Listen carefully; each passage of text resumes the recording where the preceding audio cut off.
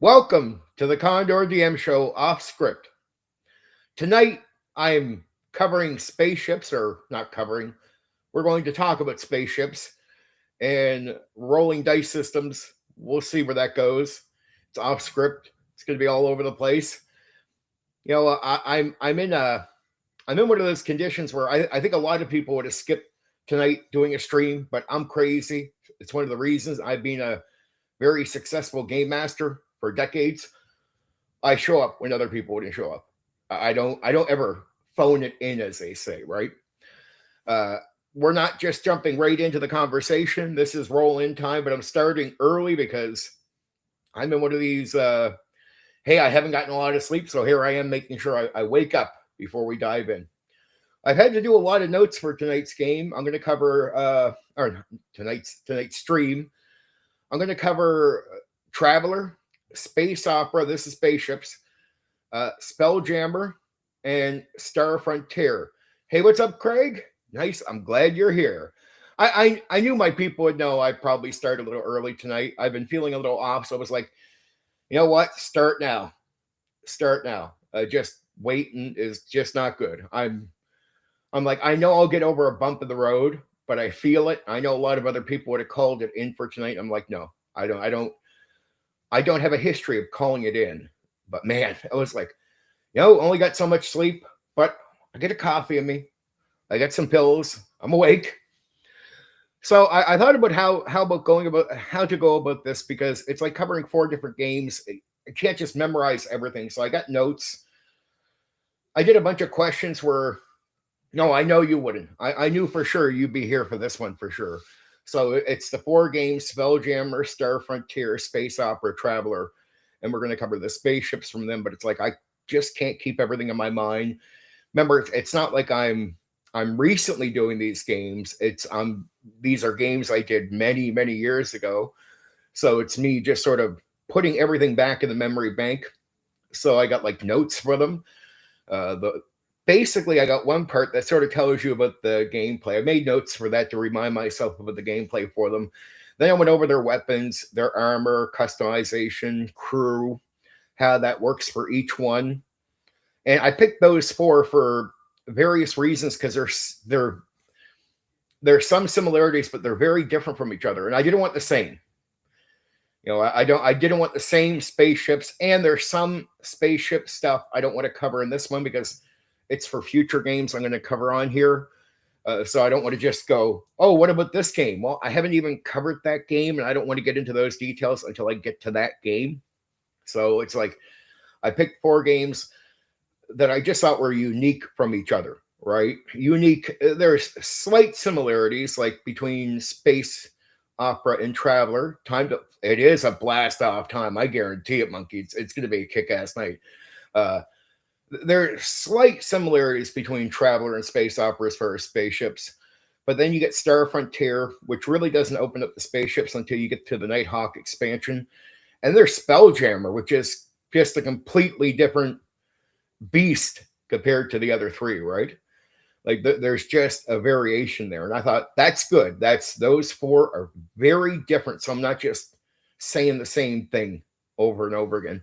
So those 4 games, let's go over them again. Spelljammer, Space Opera, Traveler, and Star Frontier are the spaceships I'm covering for tonight.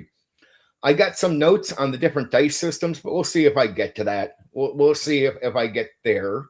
We're going to mainly go into the spaceships because I know that's what people want to talk about or want to hear about. And I got notes. Trying to memorize all 4 games at once is impossible, but I think I got all the information noted. I even did a bunch of random questions that you guys might ask and just answered them. Like just answered them straight out. So I have some information there. Because again, I remember I'm not recently playing these games. These are games, most of them I've done like decades ago. So just sort of going over the old scripts I had for them and then just getting all the information properly from the games, putting it in there so I'm ready to go. And it should be quite interesting because these are details that I didn't really go into when I covered games like Star Frontier and even like Space Opera. Like I didn't go in details into the ships, and that's sort of good because I purposely planned to do a side stream on this stuff. And I do that with a lot of games. People will be like, well, why didn't you cover this detail or this detail? Well, I'm like, the overview, I think, just sells the game, which like Space Opera sold the game really well. It doesn't lie to you or mislead you, but there's certain details I just purposely don't go into on the overviews. And as you guys know, it's so I can do extended streams like I'm doing tonight, right? Because if I went into each one of these on spaceships in detail, these streams would be meaningless. I'd be repeating everything I said already, which would be, I think, would lose something. So it's like I got new stuff to mention about each, which is good, right? That's really the main aim. But we're just in rolling time.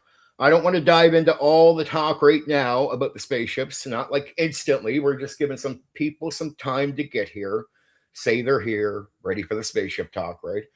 It's going to be good. Oh, yeah.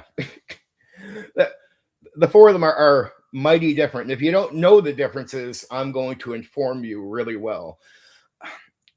Spelljammer, I would say, is the most odd one where, you know, if you're into space, that one might be a little off-putting, but it's interesting in its own way. Like it has I'll just say there's something to do. It focuses on boarding. And I don't want to say too much other than that. Like magic and boarding is a big part of Spelljammer. But if you're really into spaceships, the other three do a better job as far as nerding out on that stuff, which is Star Frontier. But you need Star Frontier doesn't really care about this part of the game unless you have the expansion. So if you don't have the Nighthawk expansion for Star Frontier, you go back to sort of adventuring related to jumping to places, but not spaceship. And I don't want to say too much. Star Frontier, I would say, leans more into the wargaming aspect related to the spaceship stuff than the other games. So you get your boarding with Spelljammer, you get your wargaming lean in with Star Frontier with the Nighthawk expansion, and then you get into the real nerdy spaceship stuff with Traveler and Space Opera. I'll put it simple this way. Space Opera is an overkill on simulation. Traveler is a let's get the feel right, which is what I'm about too. This is another part of why I like the Traveler side of the spaceship stuff, because I always believe that you're looking for a feel in a game. Like when I use stuff like I have guns and what my Neo TTRPG system. And one thing I made sure was I don't want to simulate guns to be exact. I want them to feel like you're using guns in the game. Like I want you to play that game and go, yeah, okay, when I shoot that gun, it feels like I'm shooting a gun. It feels like I'm using gun. Like there's gunplay here.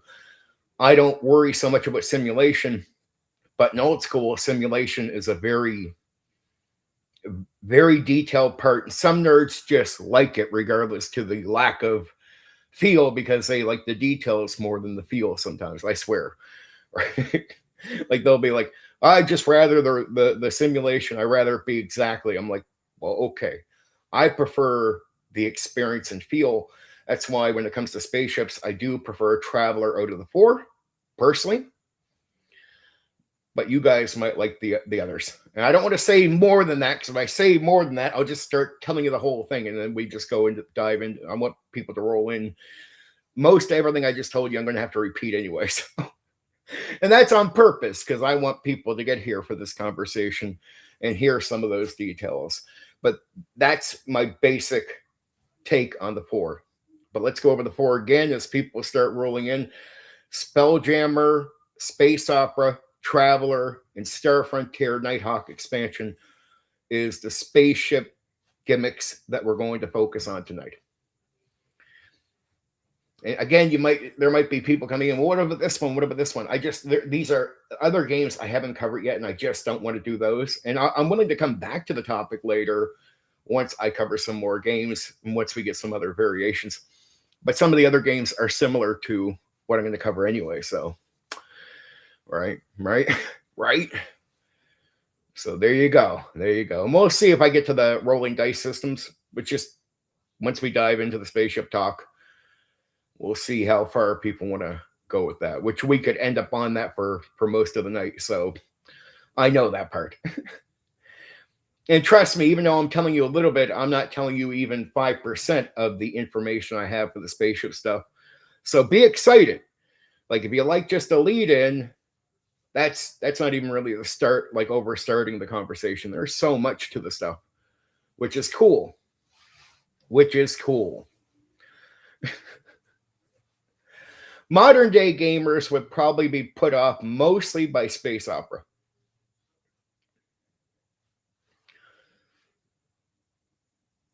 Ah, well, you can always bring stuff up early. That's fine. This is stuff people get to see anyway. Appropriate place to mention T.C. Bridges' 1940 sci-fi novel Death Star. It just, I would say to anyone who's modern, like we have some WotC people that come in, you guys know this already. They would probably, even though I covered the space opera, and I think they would like it overall, the overview I did. But if I were to say there's one spaceship game out of the four that might push them away, would be space opera in reality when it comes to the spaceship. That's what I would say, just because of the overkill in simulation. Just because of the overkill in simulation, it might be too much. Like that, some might even say it's game breaking, but it's really not game breaking. It really depends on if you're into it. If you're into it, it's not game breaking at all. But if you're not into space opera simulation side, you might consider it a sort of game breaking element. Like that slows things down, that does this, that does that. Okay, that's going to be your view. For guys that like that type of simulation, that would not be considered game breaking at all for them. And for the war gamers, Star Frontier, the Nighthawk expansion, would probably be the most appealing to war gamers, because Star Frontier, unlike the other three, treats the spaceship stuff more like wargaming, right? When you get to the Nighthawk expansion. But again, if you don't have the Nighthawk expansion, Star Frontier, the spaceship focus sort of sizzles out, right? It's just not there. You need the Nighthawk expansion to get to the point of spaceships mattering in Star Frontier in the way that I'm going to cover them tonight. Because without the expansion, Star Frontier wouldn't even be a game I'd list in this, right? Like I wouldn't do a coverage on spaceships unless I'm doing it based on the Nighthawk expansion. Because that's where they come in, right? That's the important detail there. All right. Still some more time. But I knew it'd be good just to do that on the, let's see.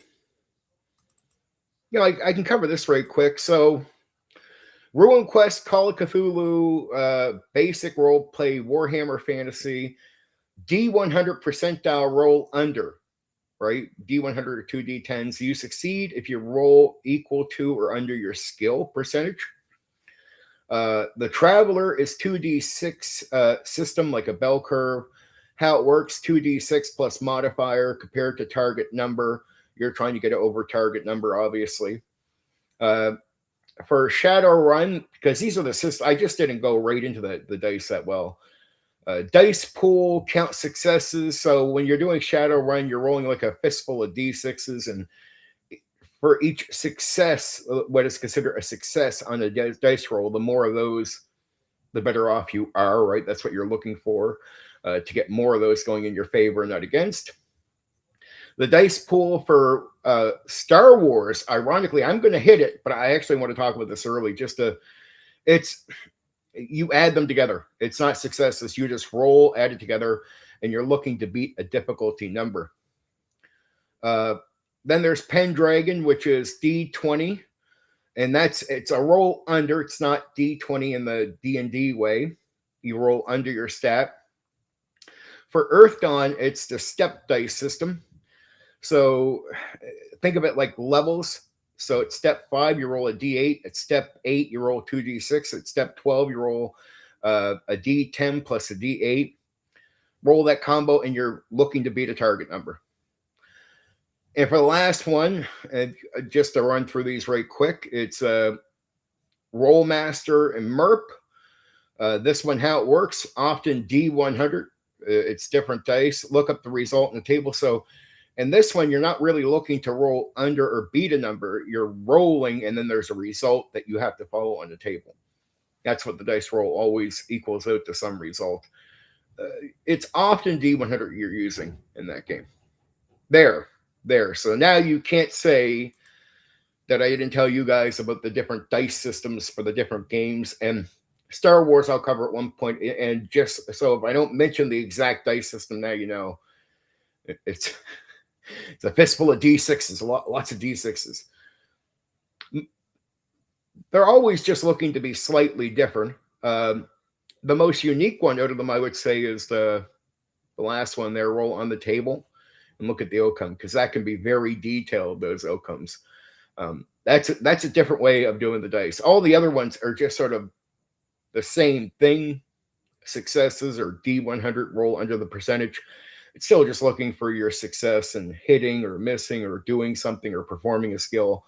That's all that is. The table one is the most unique with the last area. Roll a D100. Boom. What does it say? That's what you're going with, right? So as far as dice systems, you would think they all sound pretty unique from each other, but they're all looking to get the same thing. They're just trying not to be a copycat, obviously, of Dungeons and Dragons.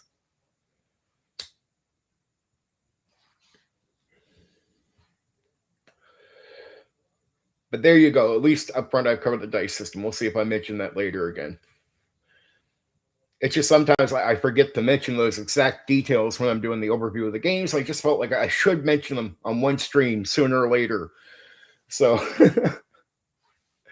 just because I forget to mention them when I go into the overviews, right? I'm giving the advice on how to run it, how to do all these. And I expect people know that most of the dice systems work very similar. That last one, rolling on a table, is the most unique. There you go. Good to remind myself. And I had to pack a lot into my head for this one, for the stream, because I know my fellow nerds here are going to have questions and they want to know details. And it's like I won't even answer right away, but it's like, does Traveler spaceship use a shield? Does it? Does it? I'm not answering right now. You'll get your answer soon. Some of you may know the answers if you know any of these games with the spaceships. Fair enough. But I'm just saying, I'm personally going to hold back on some of the information. Neon Odyssey, a Kickstarter sci-fi D&D. That's a 5-minute animated video, which was well done. Not sure about the company, Legends of Aventris. Not sure who has the money. It's a 4.3 million in coin. Yeah, I think I seen you post something about that on X. I never had the time to check it out, honestly, just being real, but I think I seen where you posted it. If you did post it, I think you posted that recently. I noticed that because it just, you're one of the few people I follow on there. So some of your posts will come up my feed when I'm checking out the feed to see what people are doing. And I do. I try to keep up as best I can with what people are doing, at least a few people that I follow, right?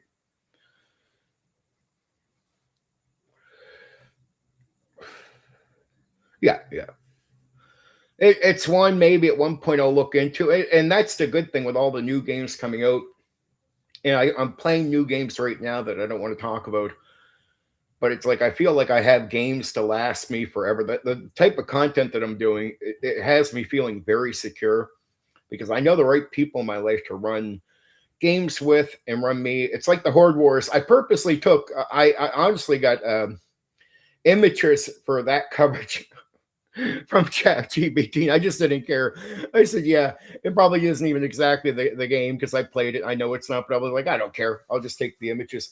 So I had a friend run me a little bit through Horde Wars, and I put that as members only, member only content, because I don't want to cover certain people's games on the channel. Remember, I do overviews, not reviews. So even the guy who made the game doesn't have to worry about me attacking the game. Like, go listen to, if you're a member, you go listen to that video, you realize I'm just doing the overview. I'm not doing it's not a critique. My most critique at the end of that is it's definitely made for the modern audience. I'll put it that way. It's action focused. It's not old school in the mindset of really role play thinking. It's strategic, but it's more action focused. I won't say more than that.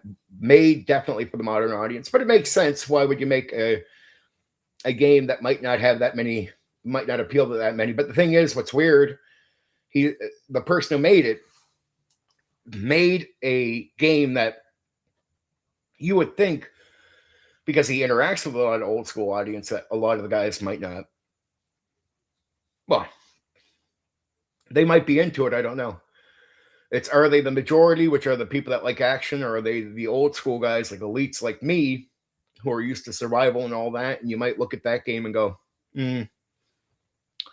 I didn't mind it. I tried it out.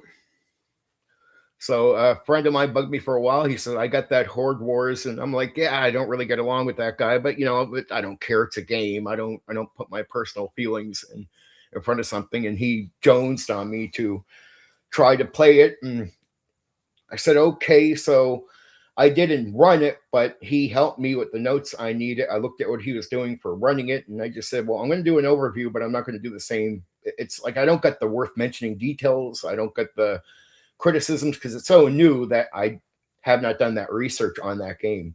And nor do I think the game's been out that long that he's even received stuff or put stuff out there like that, for the old school games. So on the coverage for the Horde Wars, I won't say in detail what I did, but I did the how to run it part, which is game master advice. And that was after basically going through it with my buddy who ran it. And I understand what he was doing. So I understand what would work. And we talked about it afterwards. And then what I learned from character creation, what I thought was a good way to go about making a character, the mindset you want to have. And then just what I learned about the setting, which is, 3 of the areas I do for other games, which is how to run character creation and setting. So I felt like it's valuable if you were considering trying the Horde Wars game, and you're a member of my channel. That video would be really good, and it's good advice, and it's a good explanation of the setting overall. The images might not match up to the game exactly, but it's just, I said, ChatGPT, give me some images for the stuff, and it's just like, here you go. I was like, sure, whatever. I don't care. And I knew people might look at the front thumbnail and go, that's not it. And I'm like, yeah, I'm semi-trolling people. If you're a member and you go listen to it, it's good information, right? But if you see the front thumbnail, for sure, it's definitely a bit of a troll, because I know people watch my channel all the time religiously. So when certain people that don't like you watch you like a hawk, just watch everything you're doing. Sometimes, because I don't do the drama no more, sometimes I'll lightly troll people because I know they're watching my stuff, and I'm like, I'll put that out, and they'll be like, ha ha ha. And I'm like, you don't know, you have no idea. I'm doing that to get you saying what you're saying.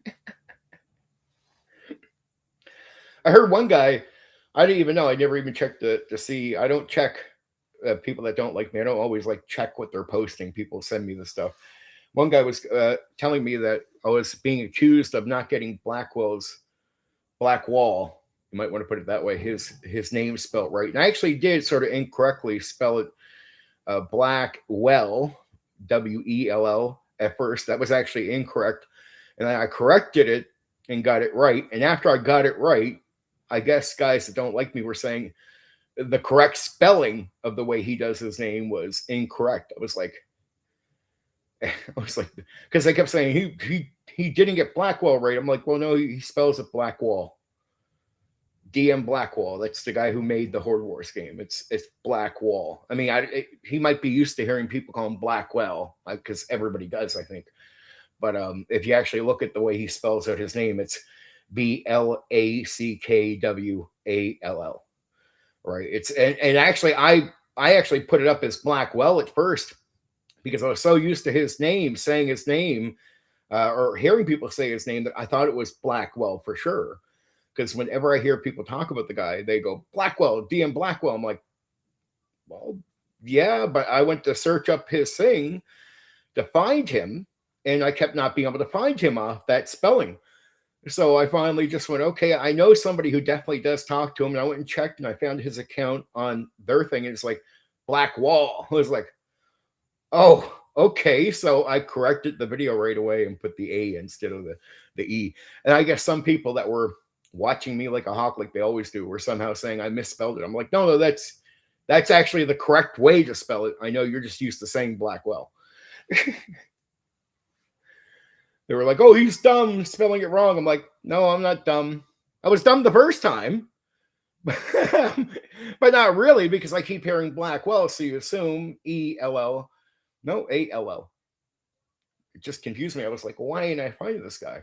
Because I knew he had an X account, so I was looking him up just to see if there's any other information he put out there that's worth mentioning for the character creation, like any advice.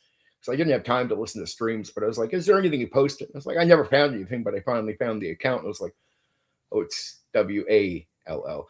And I wasn't putting it up as an attack on him. It's an overview. Anyone who's a member right now who's listened to it will agree with me. They're like, it's not a review.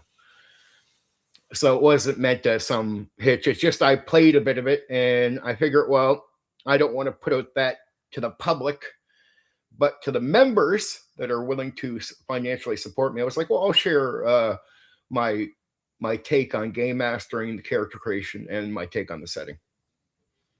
I figured that was fair. But yeah, it's a bit of a mindless action game, and it's definitely made for a more modern player who likes action. I won't say more than that.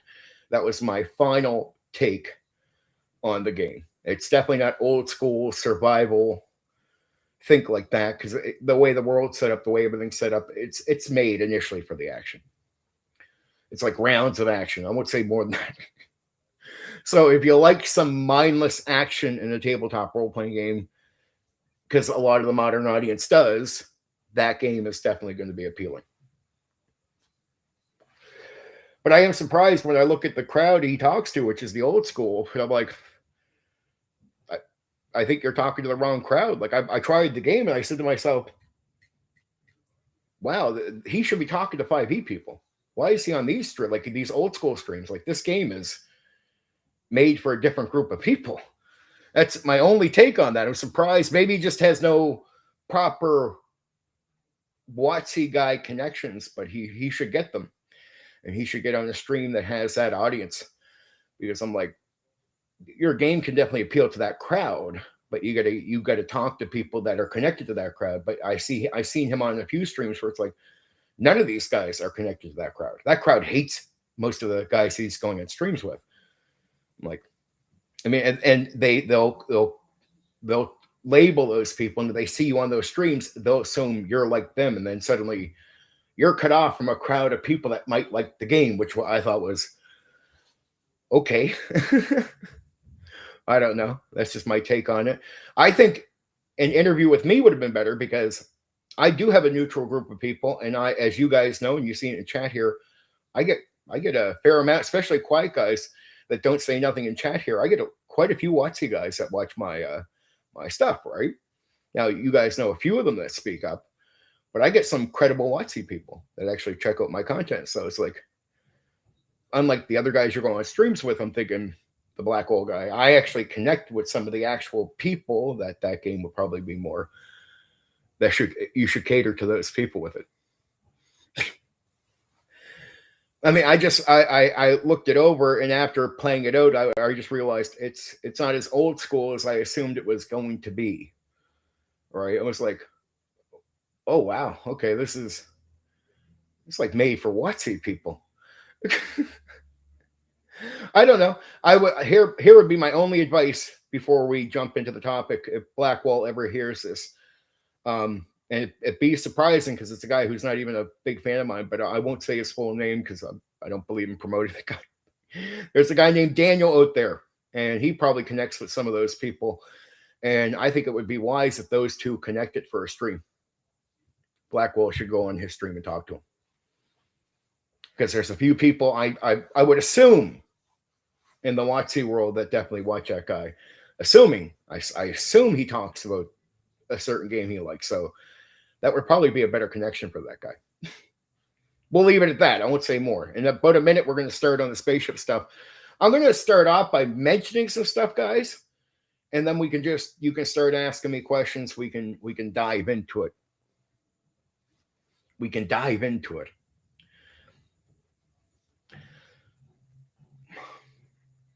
Or you can just start asking me questions in a minute. Maybe that might be the wiser move.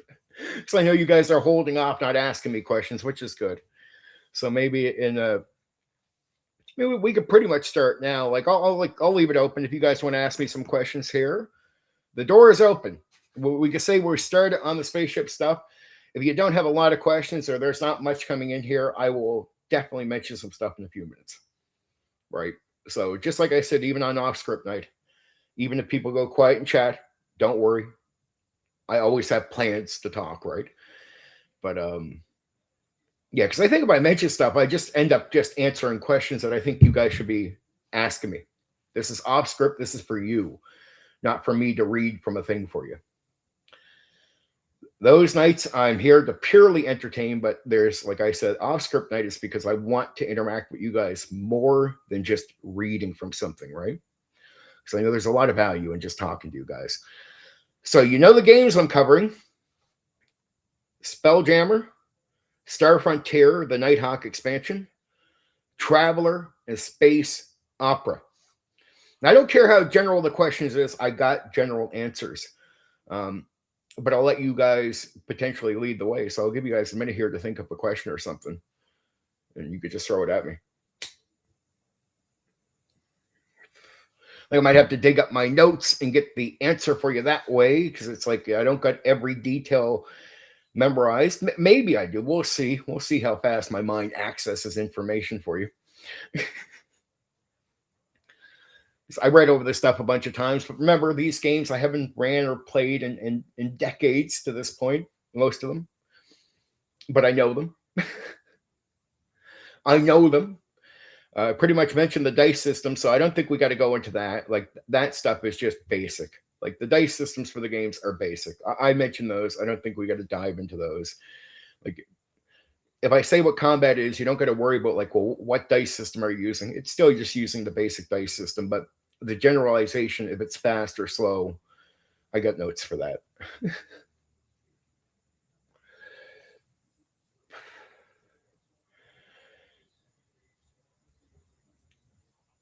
But yeah. Let's just make sure we get up the notes right now.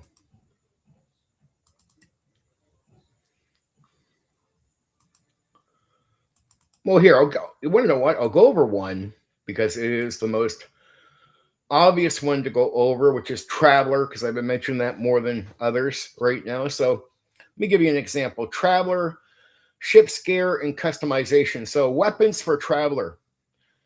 And I'll tell you this. Does the Traveler ship use an actual shield? Like with the spaceship? Is that part of the gimmick? No. It doesn't. There's a trick to it, though. It has a way of sort of playing off shield. And I'll say this in a general way. Most of the other ships, bigger ships outside of Spelljammer, like the other two, Space Opera and Star Frontier, the bigger ships usually will win the combat.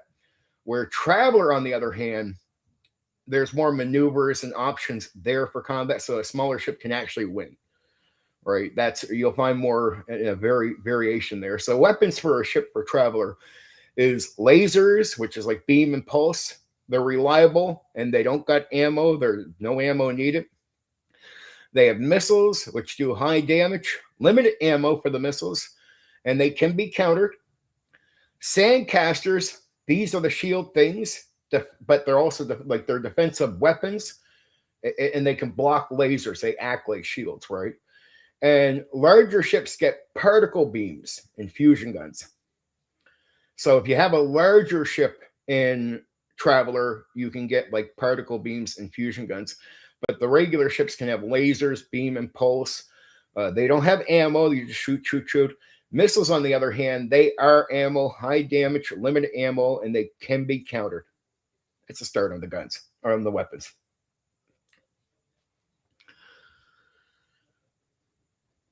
Oh, free Trader Beowulf. Yeah, that's awesome. Now for Traveler, now it's a really windy night here, so if you hear any background little bang noise, sorry. It's just extremely windy here for whatever reason. Now for a Traveler ship, for defense and armor, It has hull armor, which can reduce damage directly. The sandcasters act like anti-laser defense, act like shields. So there's no official shield on a traveler ship, but you can use the sandcasters to sort of act like a shield.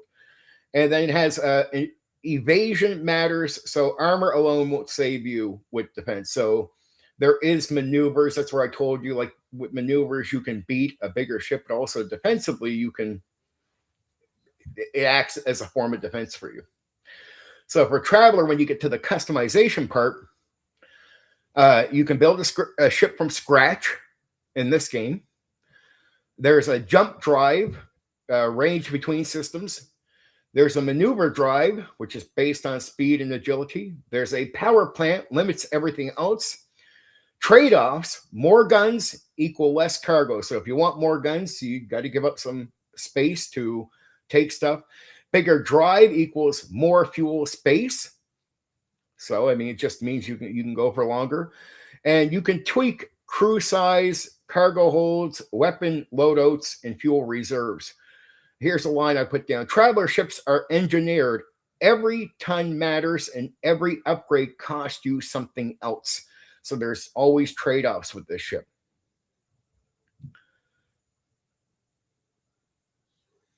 Oh, yeah. Yep. I know. But yes, just to give you an idea, crew, unlike the other ships, crew is important. Crew is sort of important with all ships, but especially with Traveler, they get all kinds of different positions.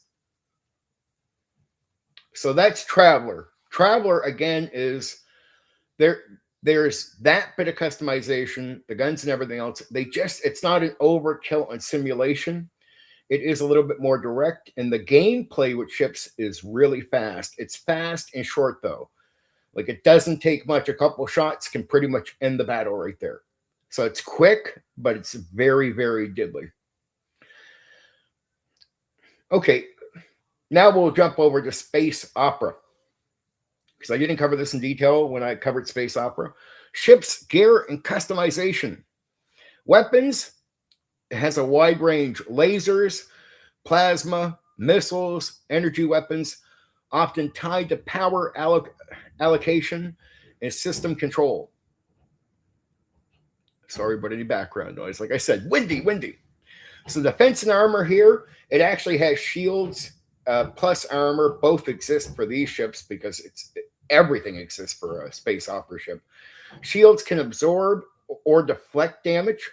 Armor reduces what gets through. Customization for space opera spaceships,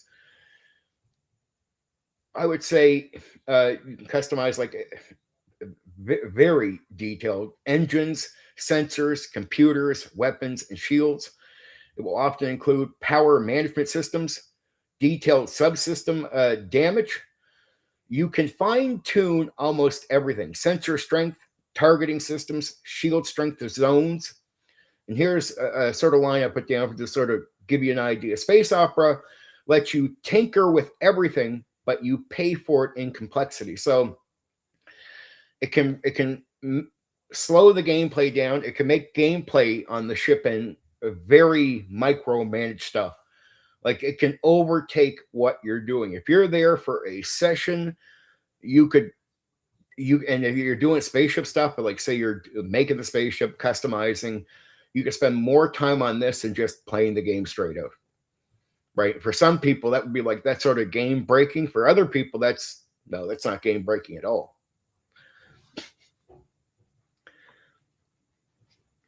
Okay, well, then we'll go into Spelljammer, since I'm just not seeing questions come up right away, but this is good information either way. Remember, I'm not trying to do a whole read thing here, so any questions come up, I'm going to take the time out to answer right away. Spelljammer, this is the ship, gear, and customization area for this. Weapons, ballista, catapults, and bombards. This is a different game. It's not the same sort of type of spaceships that you get with the other ones. It is very different based on like monsters and magic. Some ships or creatures have innate magical attacks, combat leans towards boarding action. So a big part of Spelljammer is not so much spaceship combat as it is in whoever boards who first. So it's still more like, more on the people that's important.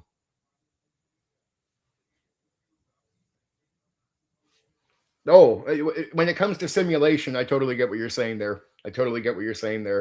It sounds like, Bob, you're a new guy here. It sounds like if you like space opera, you're one of these guys that would, what some might call game breaking, you would call no, micromanage is fun for you. I know some guys that love that type of stuff, like the idea of like building the ship up, making that an important part of the game, that they could spend hours doing that part, looking for new pieces, talking it out what they want to do with the spaceship.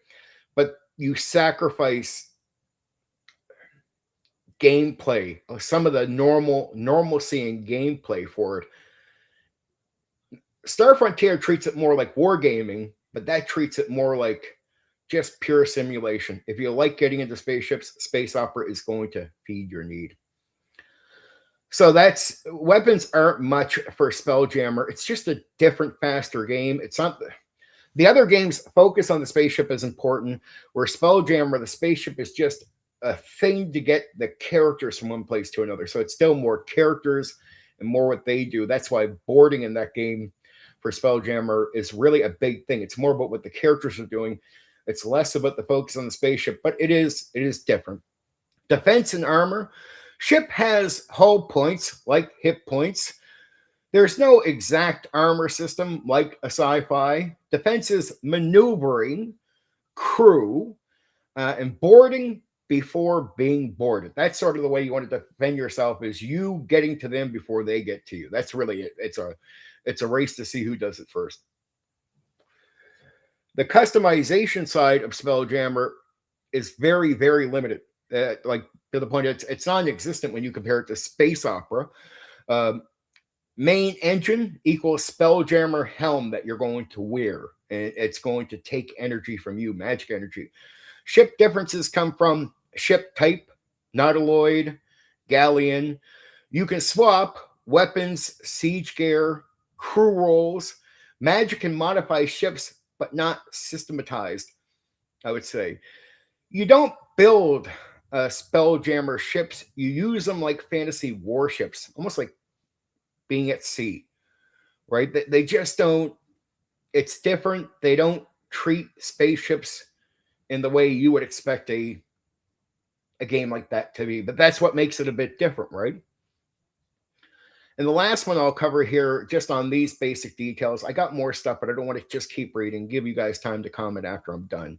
So the last one is Star Frontiers, but again, this is based on the Nighthawks expansion. If you don't have the expansion, it's a different game. It's not going to focus on this. Hit the like button. It helps. Thank you very much, Monkey. I appreciate that. Oh, now they got the alarm in the background. But I really do hope you guys appreciate this. And I'm having a lot of fun already, even getting into it. So weapons for Star Frontiers: laser batteries, rocket missile systems, assault rockets, clean defined weapon types for tactical play. This is where this game, the Nighthawk expansion, really leans into the wargaming aspect of using spaceships. So if you like building spaceships and you're just a nerd on spaceships, space opera, like Bob is saying there. But if you like using them in action more than most, I would say Traveler's Fast. Star Frontiers is really combat focused in the wargaming aspect. Defense and armor. This one has hull points too. It has a reflective hull. That's the armor types. Defensive screens like shields in function. Customization. Ships built from modules, engines, ADF, MR ratings. That's equals speed and maneuverability. Weapon slots, so the different type of weapons you can have in it. Defensive systems, less detailed than Traveler overall because it's more focused on the getting into action, where Traveler is a mix of a little bit of action, fast action, but it leans still a bit more into the ship side of it and customization, everything. than say this game does. But there are clear upgrade paths, easy to swap components. Here's the line I put down to sort of read, like to sort of give you guys an idea. Star Frontier sits in the middle. You get customization, but it stays playable, and it focuses more on the play action of it. Where if you go back to Traveler, all action is something you want to avoid. It's there, it's fast, but in reality, if you can avoid combat with spaceships and Traveler, you should. But it's not slow. It is really fast, but it can end really quickly. It's dangerous. It's resource killer. You know what I mean? Where this one, Star Frontiers, is one where if you like the idea of just fighting with spaceships, Star Frontiers is going to be the game that you want to play. And if you're a war gamer, Star Frontiers is definitely with the Nighthawk expansion. Because if you don't have the Nighthawk expansion, you're playing characters and you're more focused on the normal tabletop role-playing type game, but in space. So that is the 4 different types of games and the way they take on spaceships. Space opera is the most, I would say, the most extreme on customization, but then you could spend forever on it. Like that can just be a major part of the game, and then you got to track so much once you got the ship going that it can overtake a lot of the normal feel or tabletop role-playing game experience. You could be more into tracking all that stuff. Traveler, the only character gen system where you can die during the character roll-up. Hilarious. Yeah, you spend 4 years and you can go into it, go, okay, you start off as some private, but you want to rank up. You want to I want to be a this. You want to have a higher rank. Well, you can, but to do that means you got to potentially go to a war. That's an assumed thing.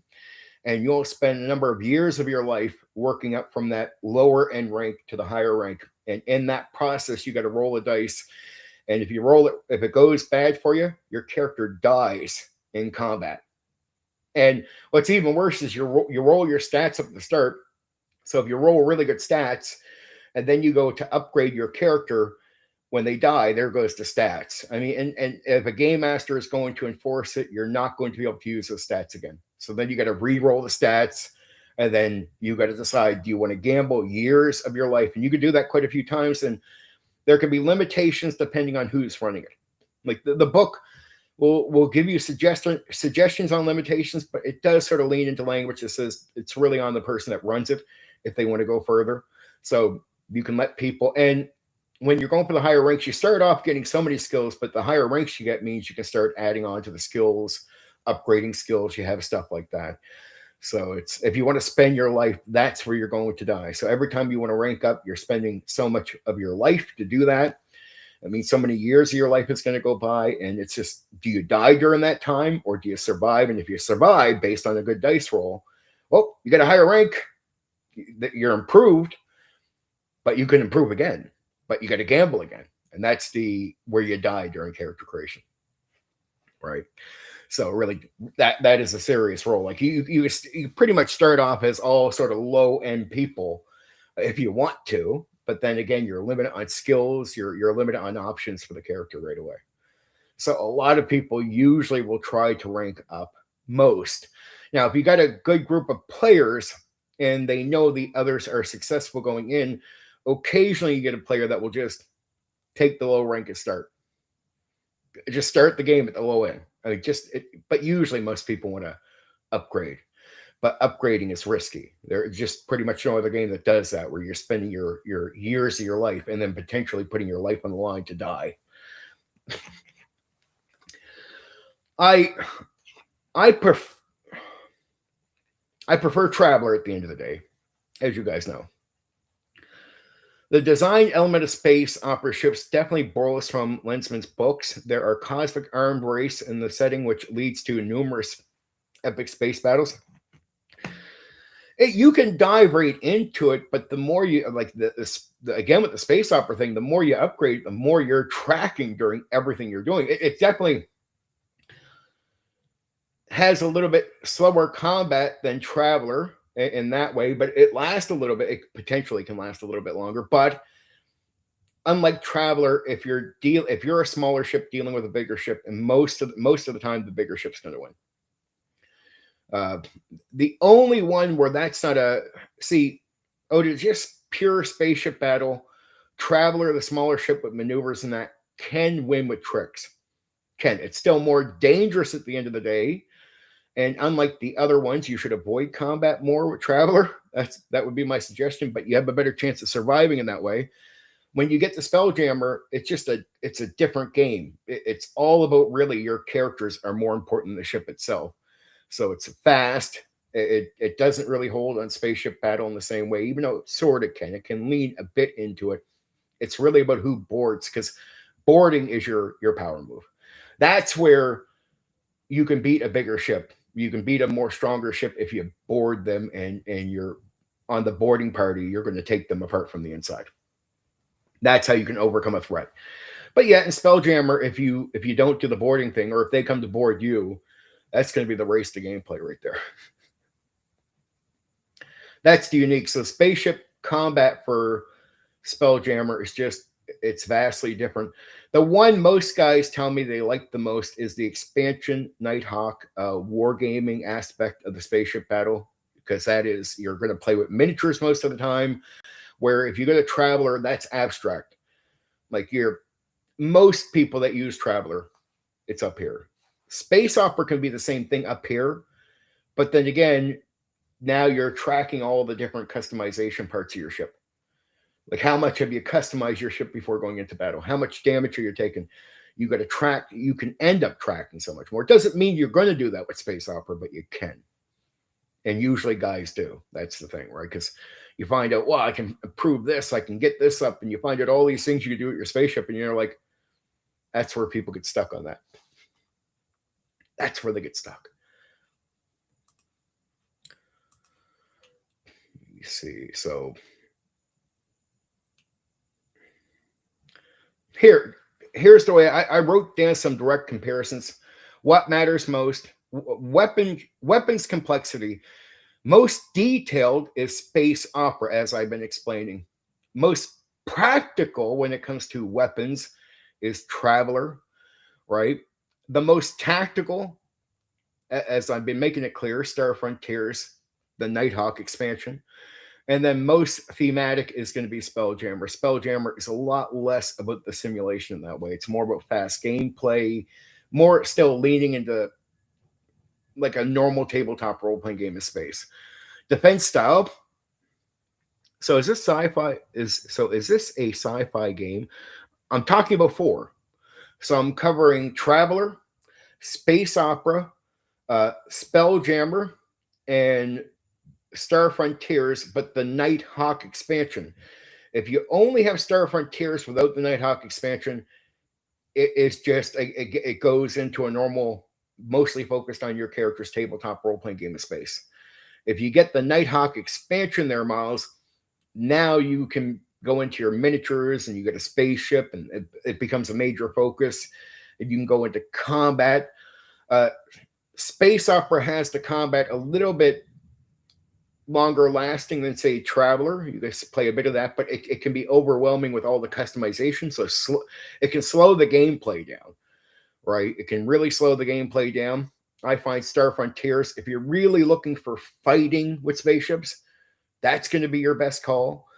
But if you really like spaceships and not just the combat, that's where Space Opera can take it. But again, it's going to slow gameplay down, so you got to be okay with that. As far as the feel of spaceship battles and that way, I'd say Traveler gets it on feel, but the thing is, the combat might feel a lot less satisfying. If you're really looking to get in and fight with spaceships, it can be so fast. It can have some tricks. It can feel good, but it can be quick and over, right?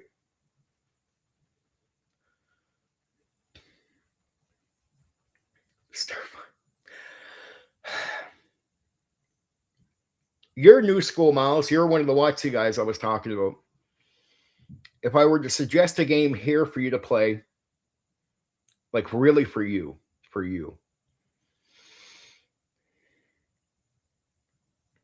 out of these 4 that I'm covering tonight, and I could be wrong because I'm still getting to know you, Miles. So just because you're WotC, I'm making assumptions here that might not be completely true about you. So forgive me if that happens here. But as far as faster gameplay and something that's not so grindy, ironically, I think Spelljammer would be more your thing out of the games I'm covering. As far as Starfinder, I'd have to really look at the stuff again to make that decision. But tonight, looking over my notes, I would say Spelljammer out of these four: Traveler, Space Opera, Star Frontiers. But Star Frontiers does have that wargaming side of it, but it depends if you don't mind that part, right? Oh yeah, well, Traveler, if you already know Traveler, Mike. So I mean, what I'm selling tonight, if you don't mind dangerous combat, but it really is survival, avoid.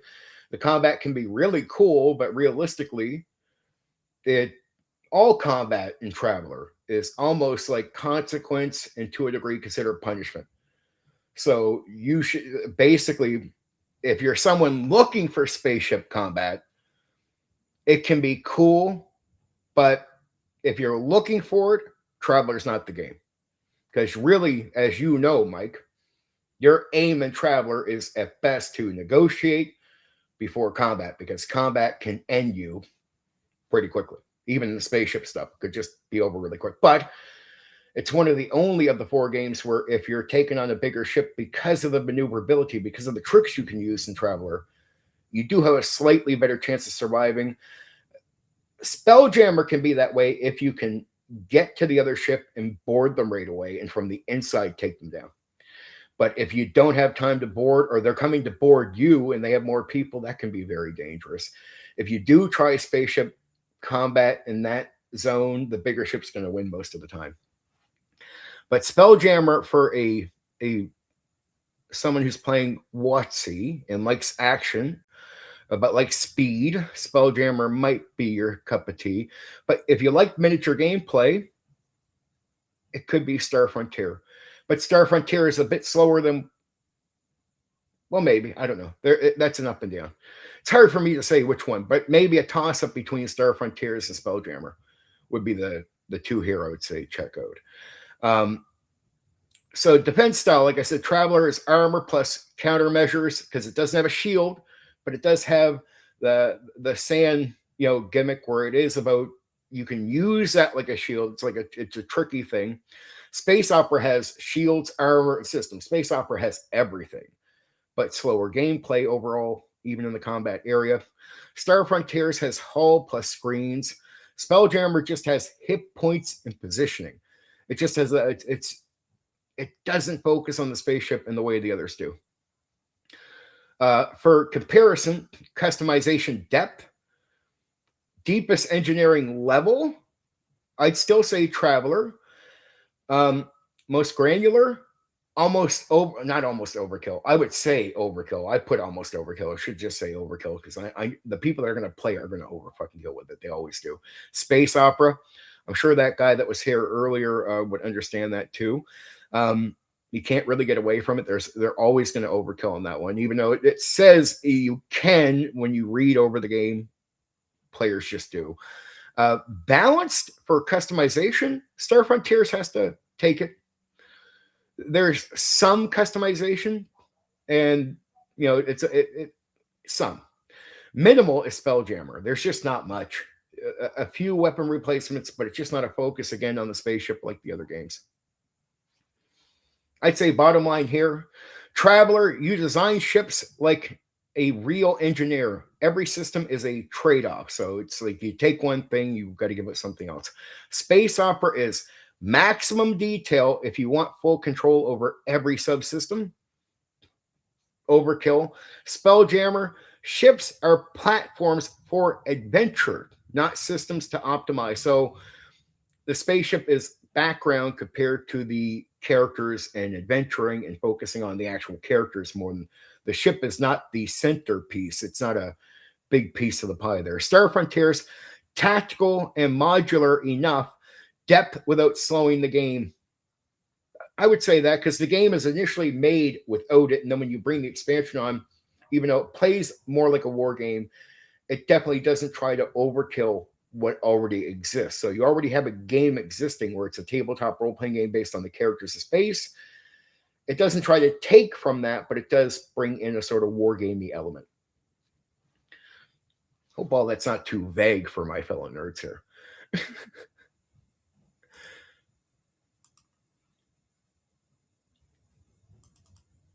Okay, so here's like some questions.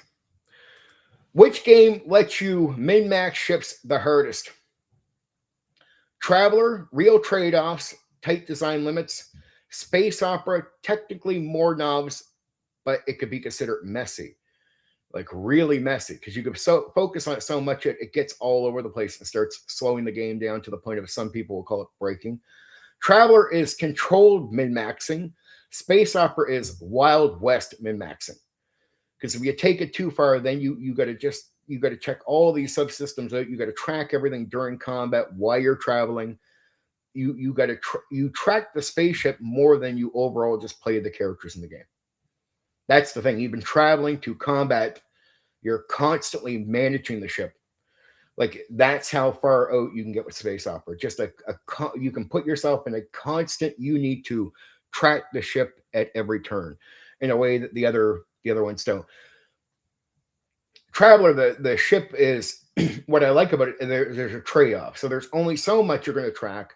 So you either have this or you have that type of thing, right? Where space opera is just like, here, you can have everything, but now you got to track everything, right? Which systems actually has shields? Yes, Space Opera, Star Frontiers, they have actual shields for the spaceships. The sort of Traveler thing is, like I said earlier, it's a sandcaster. It's anti-laser defense, but it's not true shields. There is no shields for Spelljammer at all.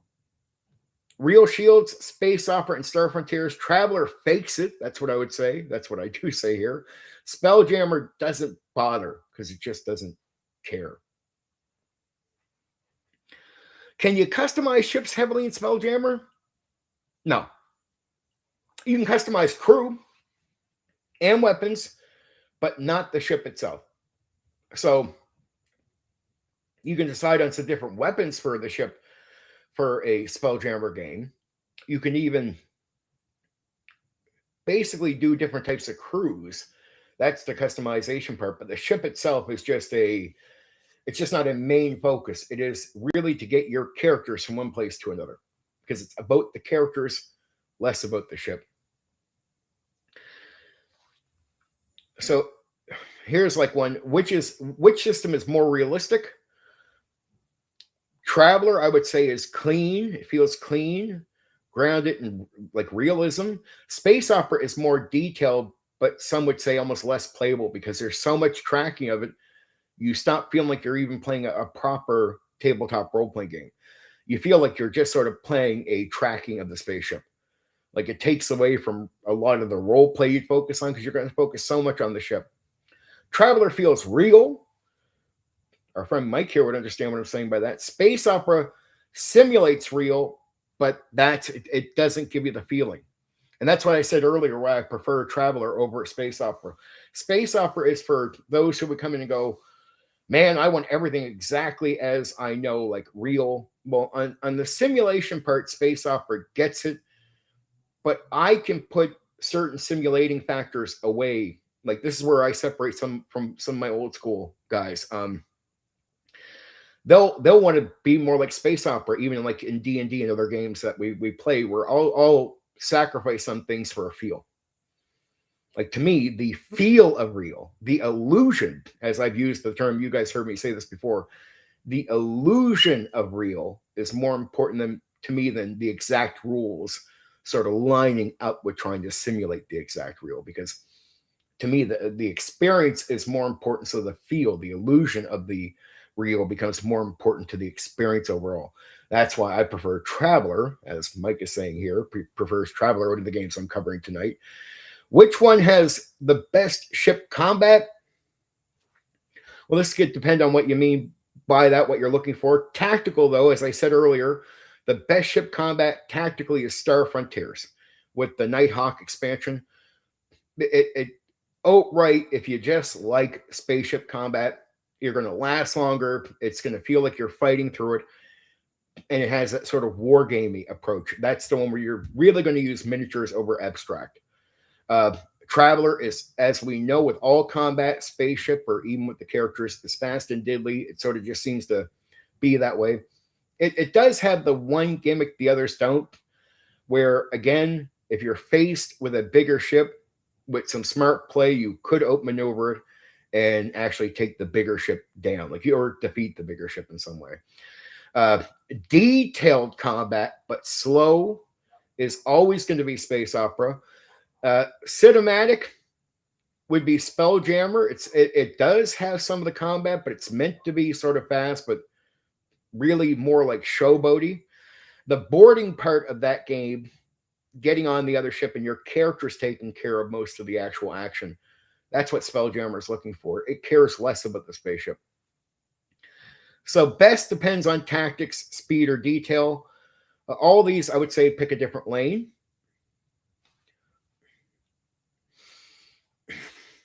Are ships required to play? So I think you guys already know the answer to this stuff. Traveler, yes. Core the gameplay loop. Space opera, mostly yes. If you want to focus on that, you don't actually have to. As you guys know, space opera from my overview, it can still be a tabletop role-playing game, really focused on the characters, but it's up to the players if that's what they want when it comes to that experience. It's just the Wild West where it allows players to turn the whole game into the ship.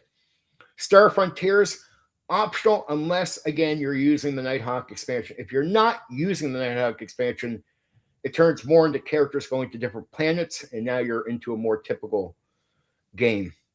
Spelljammer, only if you're doing space content. So if you're not focused on space content, but you say you focus on the planet, then the ship can become almost non-existent in the game. Like, you can pretty much wipe out spaceships from Spelljammer from the experience if you don't want to use them. Traveler doesn't work without ships. The others can survive without them. That's the way I would put it.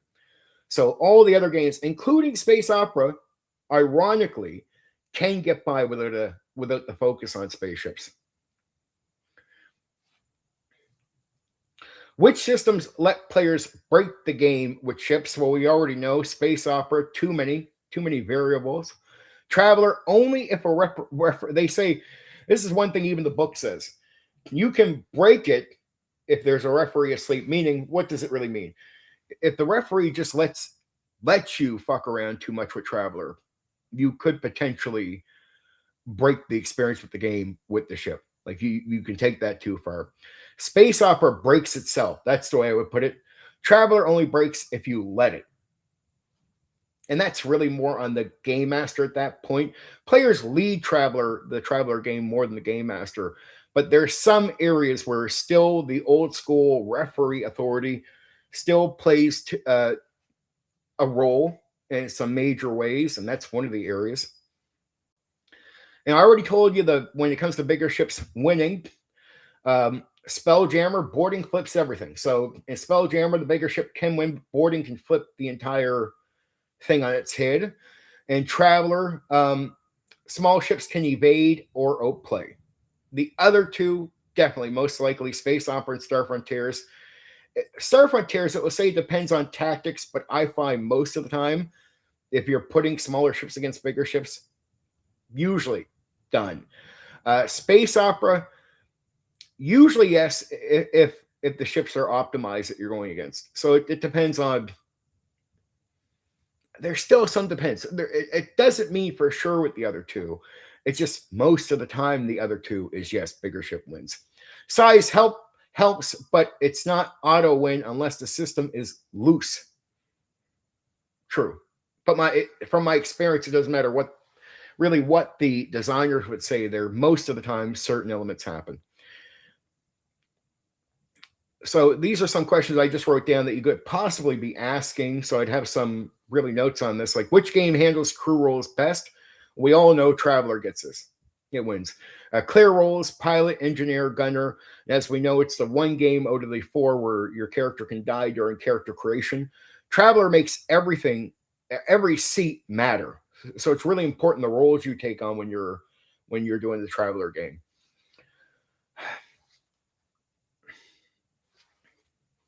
And we've already went over, is ship combat slow? Well, Traveler, it's not. Star Frontier, it's medium with structured turns because it's more like wargaming. Space Opera can definitely drag the most. Spelljammer, if you're not doing boarding, can be very fast. Like that could just end really quickly. But if you get to the boarding part, that can slow the game down, but it doesn't really slow the experience. Now you're playing the characters boarding. Here's a note I put down for myself, and it's not even something I found exactly in the book, but I would say Space Opera consistently slows down. Like it's the most consistent, slower game out of the four for space combat or with the ship combat. Which system is easiest to run? Well, the easiest one for spaceships is going to be Spelljammer. There's no fuel for the ship. There's not much. There's only a few weapons. The ship is not customizable. You don't track it that way. A guy wears a helmet. He gives off magical energy. That's pretty much it. It's fast with the spaceship. And then you focus back to the characters on boarding or on the planet. So as far as the easiest to run, Spelljammer has to take that.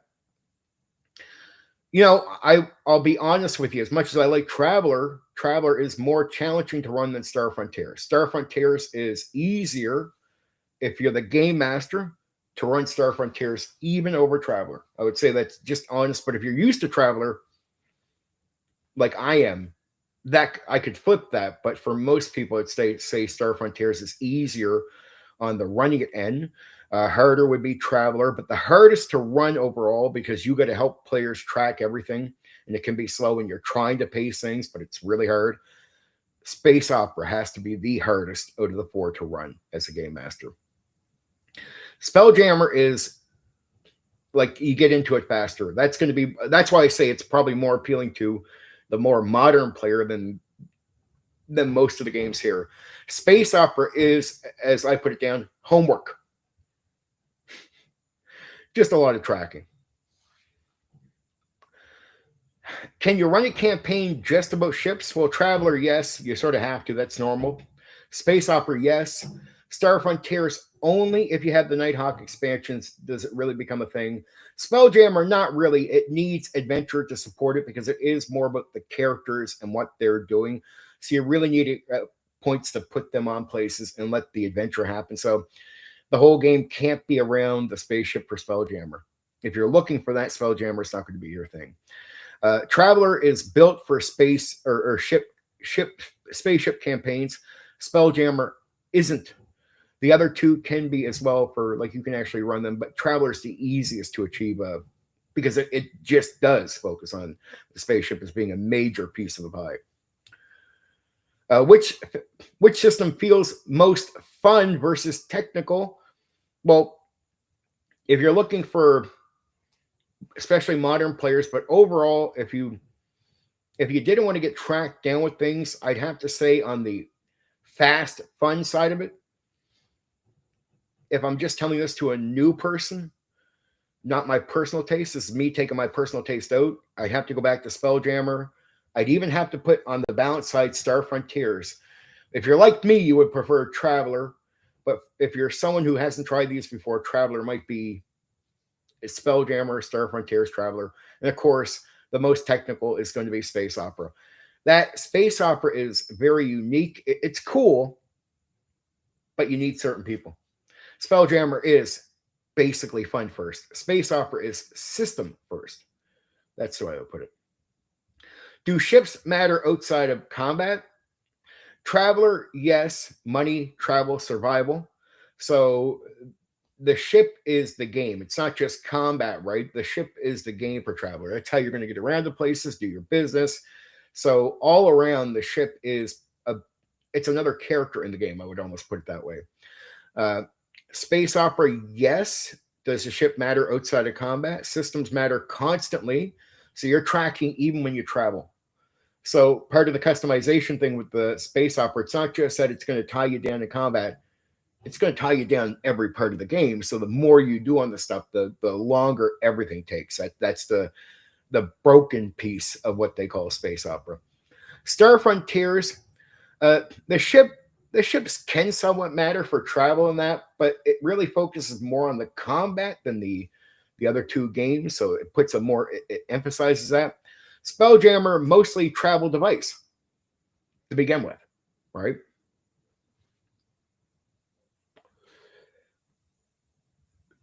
Correct. I don't have a personal opinion on that, but I believe you, Craig, because I know your experience with Fudge is major. And if you tell me that, I totally believe you. Um, yeah, that I buy that right away. I mean, it's so easy to improve space opera that you telling me that makes it's just so believable because space opera, it's cool if you like the simulation, but overall, because of all the customization and slowing everything down, any slight change is going to improve it if you can get faster. So Fudge would do that, which is believable. Which, yeah, Fudge. And Fudge is a game people should look into because Craig is always going on about that game. I am going to give a shot at it soon. I got a person that's actually going to give, so I can actually cover that for Craig here and do some work on that. So Spelljammer, though, is mostly a travel device less than it is focused on combat. And Traveler, your ship is your life. And Spelljammer, it's your ride. Which one would modern players struggle with the most? Space opera. So for like Miles, space opera, I don't know, dude. Here's the problem with space opera. Here's what I sort of love and hate about it. If I show you all the things you can do with it, and every nerd here will be like, that is fucking awesome. Then if I go into the game and I give you the experience with all the stuff you just did, that's where you're like, fuck. Right? Because you wish it would work better given all the stuff you can do, but that's the shitty part about the space opera thing. It's so attractive to the nerd side of you, right?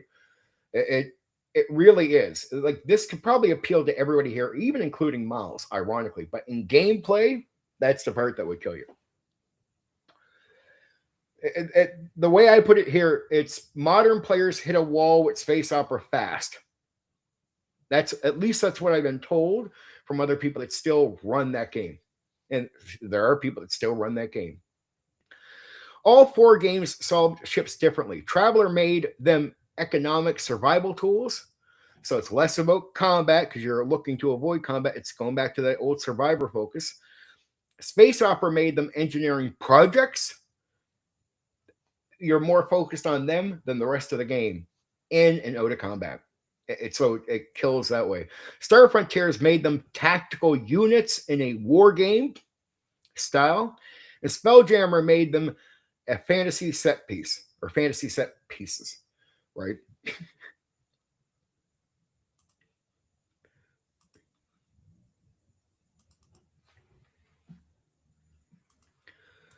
I hope you guys are enjoying this. The plan is really to interact with you guys, but if just reading some of the stuff off is helping you guys, informing you, getting you information you want, then we're good. We're good.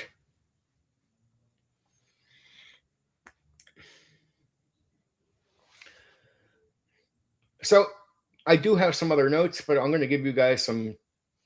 I've given you a bunch of information. It is what it is with these things. I get some other information. I get some more notes up here. I do. Like, I'll give you one right quick. Spelljammer ships are just sci-fi ships with magic skins. That's something I've heard before. So I wrote down some comments I've heard talking to people about this. It's not system-based engineering at all. No power grid, no subsystems. It runs on a caster sitting in a chair. That's Spelljammer. Yeah, if you're talking about Spelljammer ships aren't machines. They are spell effects with holes. That's the way I put it, right? It gets away from the spaceship part of the focus. But again, we're just talking generally about spaceships. I never came into this to say I'm going to cover spaceships that do specific things. It's just these games have spaceships.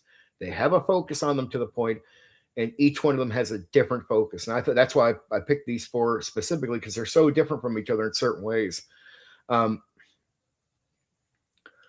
But yes, Spelljammer.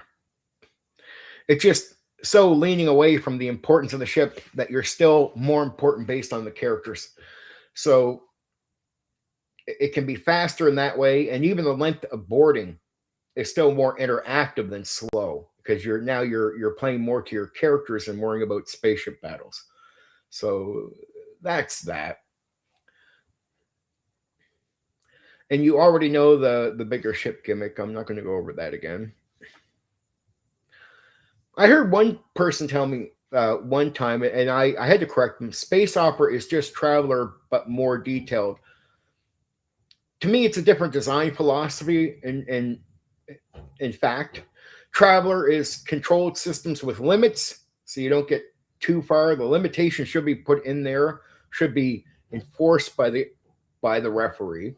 Space opera is open-ended simulation. It just cares less about your actual experience in the game. It really does. It just doesn't care about it. The game doesn't focus on your experience with the ship, where Traveler does.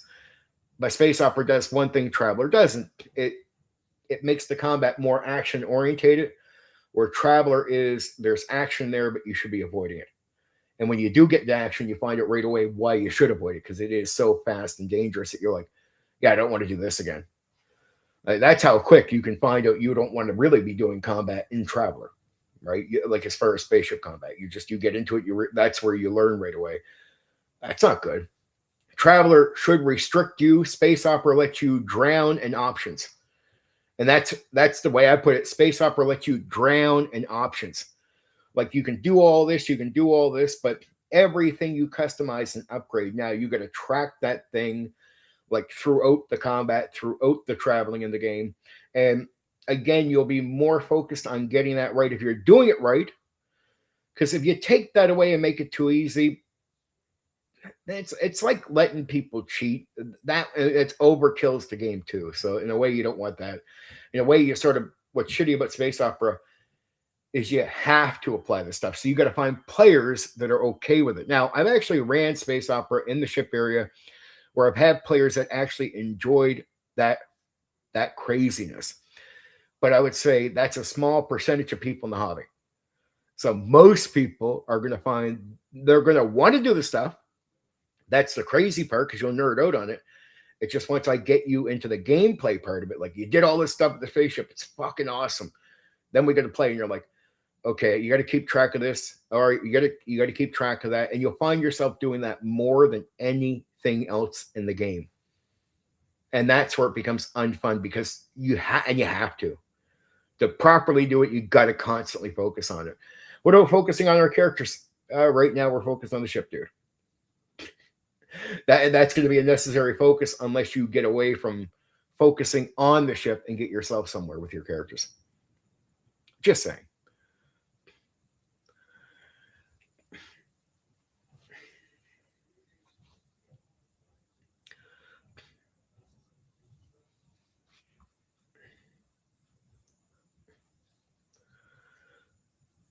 So, does Spelljammer actually have what you call ship combat? Like, it does. It's just not system heavy. Like, there are siege weapons you can shoot at the other ships. They can take damage, and that can be back and forth. But it's just not a big focus on defenses and systems and breakdowns. Like, put it this way, if you take enough damage, your ship is going down. It's pretty straightforward, right? But mostly you're going to focus on boarding actions and positioning matters to get to the point of boarding the other ship. And that's what both ships are most likely going to try to do if you're smart, because the fight with weapons is so open-ended that you don't really have a lot of systems where you can build up your defenses here. No, just straightforward, raw, and to the point where really it can almost be like Traveler in the fast breakdown of the ship. So you want to take advantage of the boarding part. The boarding thing can allow especially if you're up against a bigger ship, if you want to counter it, you don't get a bunch of technical ways of doing that. And most likely your siege weapons will really not do that for you.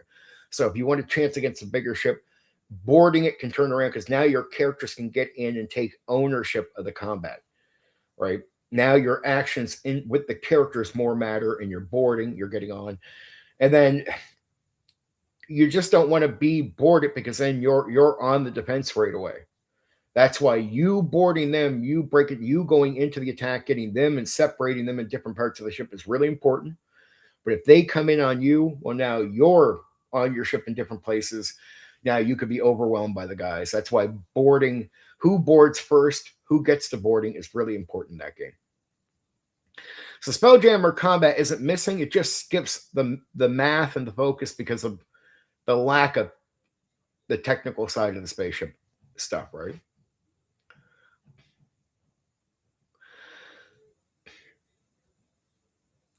Spelljammer is more like you don't really get to build a ship from start. You mostly pick a ship type when you're going into. You don't engineer from parts, but you can outfit it a bit, just not design. So you what you're going for is mostly a pre-made ship.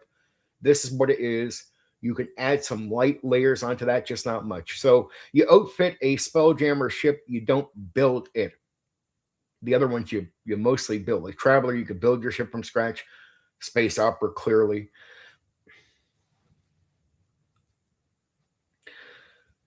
And Space Opera, it's more complex. It's the most complex out of them. But I wouldn't say it's as real as Traveler, as far as it doesn't feel that way. And complexity can break flow. Well, it does break flow. Traveler often feels more real and played because of pace. Pace is the important part there, right? And that dangerous combat is actually realistic. It's not bad for Traveler. It's realistic. So if you're looking for fun space battles, no. It's realistic, but it focuses more on feel than simulation in the same way that Space Opera is doing. So more detail doesn't equal more realism. It just means more rules. And that's what Space Opera feels like. It doesn't feel like you're really playing to the feel of the real. You're just stuck tracking things. It's more focused on the rules and the technical side.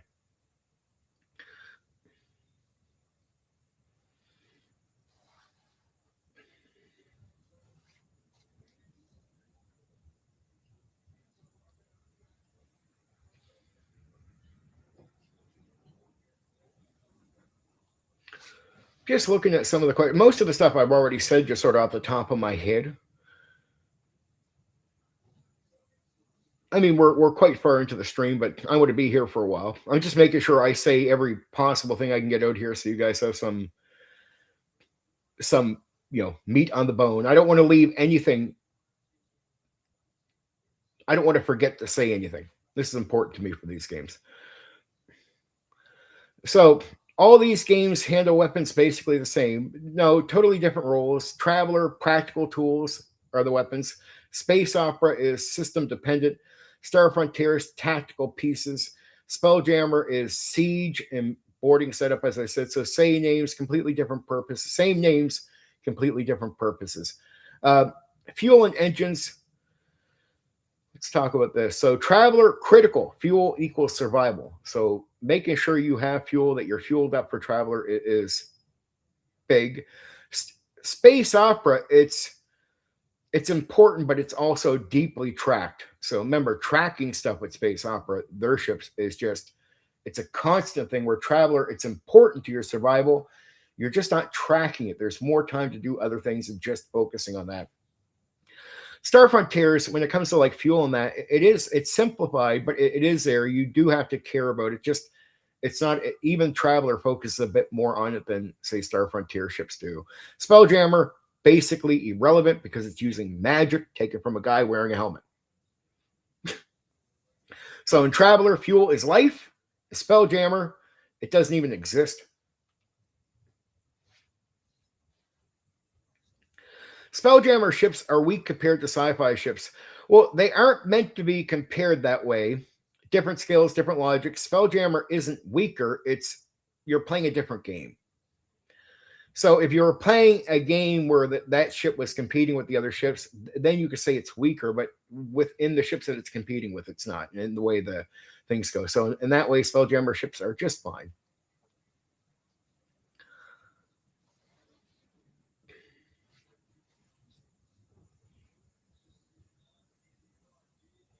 Traveler is logistics. Space Opera is simulation. Star Frontiers is tactics. Spelljammer is more focused on the overall adventure for the characters. There. I hope I've covered just about everything. I do have some other notes from sort of for gameplay overall, but I want to leave that really open. Like it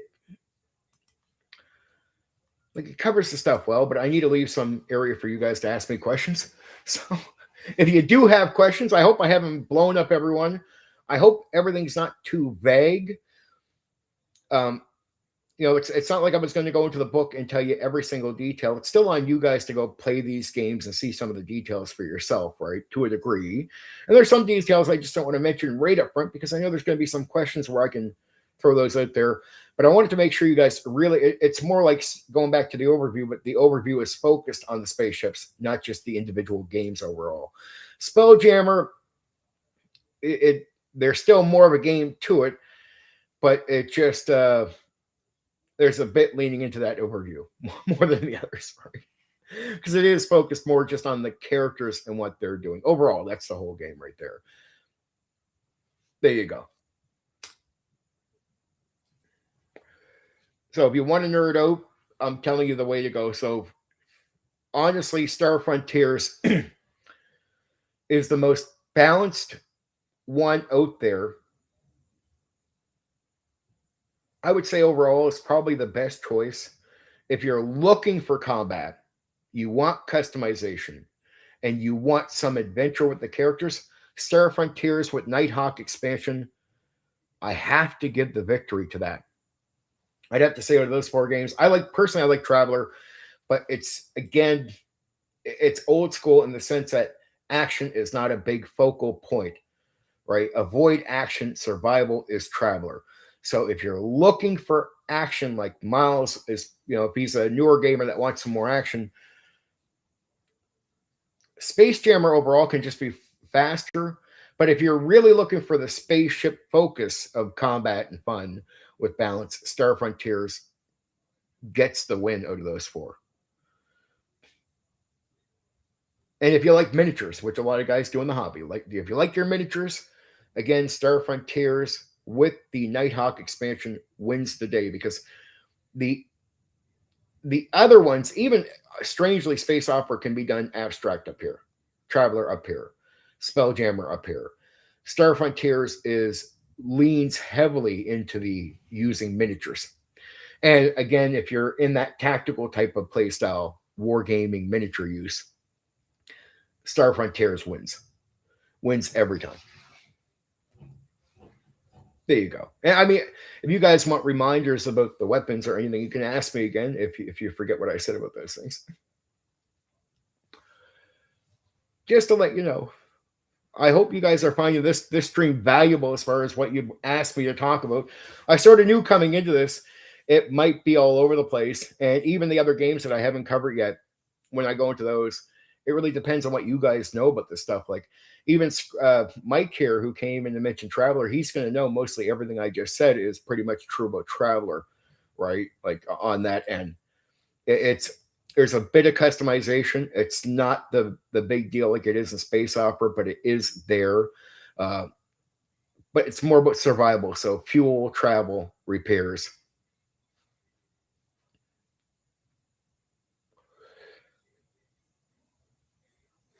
I had the miniatures and Nighthawk, but stay with the Alpha Dawn.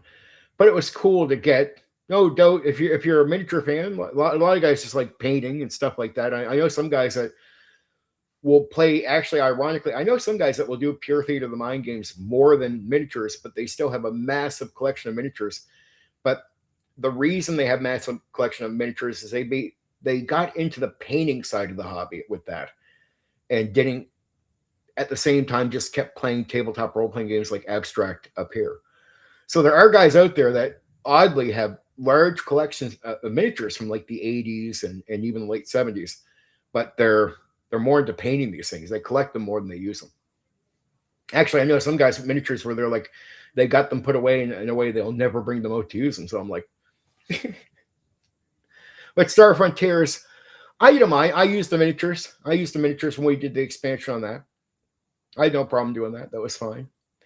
And that was made definitely leaning into the wargamer side of it more. But wargamers do like, ironically, they don't mind the abstract with Traveler because of it's still made with the simulation side of it, right? Space opera, it's great when you don't focus on the like the other side of the game away from the spaceship is actually really good. As people heard in my overview, it's actually really good. It's not bad. Like on the character focus is actually it's actually a good game. That's what's sort of weird about space opera with the ship. On the character side, it's actually a pretty good game. It's not bad at all. Actually, it can be ran really fun, as you know about that overview. But when you do the heavy focus on spaceship, it can just take over the game on you, and then you're fucked. You're in that. But again, I do have all the details for the guns, all the nerd stuff that you guys definitely want to know. Like with Traveler, it's jump drive is really important, maneuver drive. So these things are the power plant. Like these details are in there, but for everything you're going to get, it's trade offs. Like if you want more guns, you get less cargo. You get a bigger drive. Well, that comes with more fuel space, so there's a benefit there, right? But again, you can tweak crew size, cargo holds, weapon loadouts, fuel reserves. Traveler ships, like I said earlier, are engineered. Every ton matters. Every upgrade costs you something else. So there's always a trade-off. You can't overkill like space opera. When you get defense, again, there's no shields for the Traveler ships in that way, but they have hull armor, which reduces damage directly. Sandcasters act like an anti-laser defense system, so it can act like a shield. Evasion matters. Armor alone won't save you. So you can't just sit back and hope that your armor is going to save your ship, especially if you're up against a bigger ship. Then the evasion really matters, right? When it comes to weapons, again, for Traveler ships, for the smaller ships, you're guaranteed to get lasers, which are beams and pulse. They're reliable and you don't need ammo. With the missiles, on the other hand, you do get missiles. They're high damage, limited ammo for those, though, for loading up, and they can be countered. The Sandcasters' defense weapons block lasers, like I said. Larger ships, on the other hand, they get particle beams and fusion guns. If you have a larger ship, you get more options. That's just how it is with that thing. But to go over the space opera again, as you guys know, it becomes wide range lasers, plasma, missiles, energy weapons, often tied to power allocation and system control. Defense on these ones is system plus armor. Like for both are going to play into it. Shields can absorb or even deflect damage. Armor reduces what gets through. So you can actually depend on your shields and armor to hold up in a fight in the space opera game. Highly granular, engines, sensors, computers, weapons, shields, all can be customized. Often includes power management systems, detailed subsystem damage. You can fine tune almost everything. Sensor strength, targeting systems, shield strength zones. A space opera, as I said earlier, lets you tinker with everything, but you pay for it in complexity and in gameplay.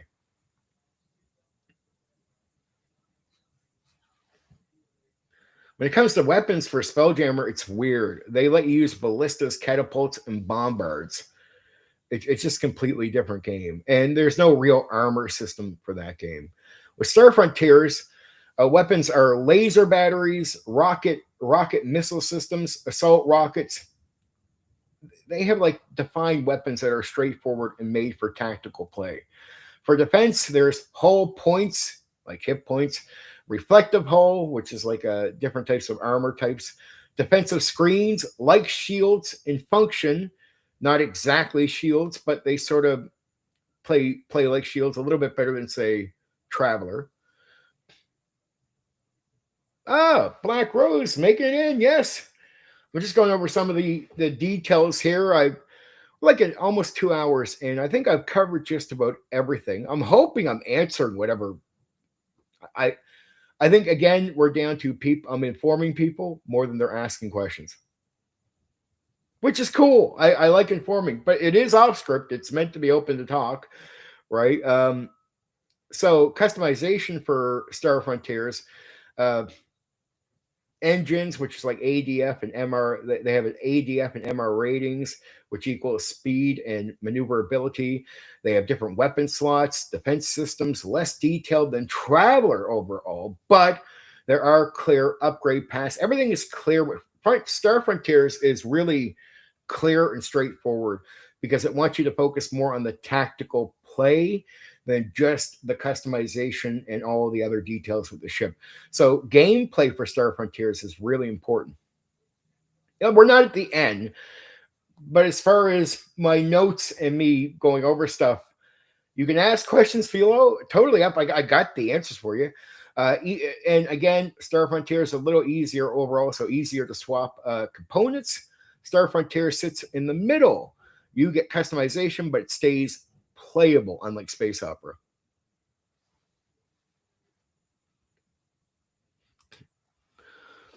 Monkey Star Frontiers can have a lot of health, yep, because it's meant to be action focused. That's why you're going to have that health to keep going, right? So the action can stay going for a while. You're exactly right. But some weapons can be made to do lots of damage. They can. You can upgrade the weapons to the point where you start shutting ships down.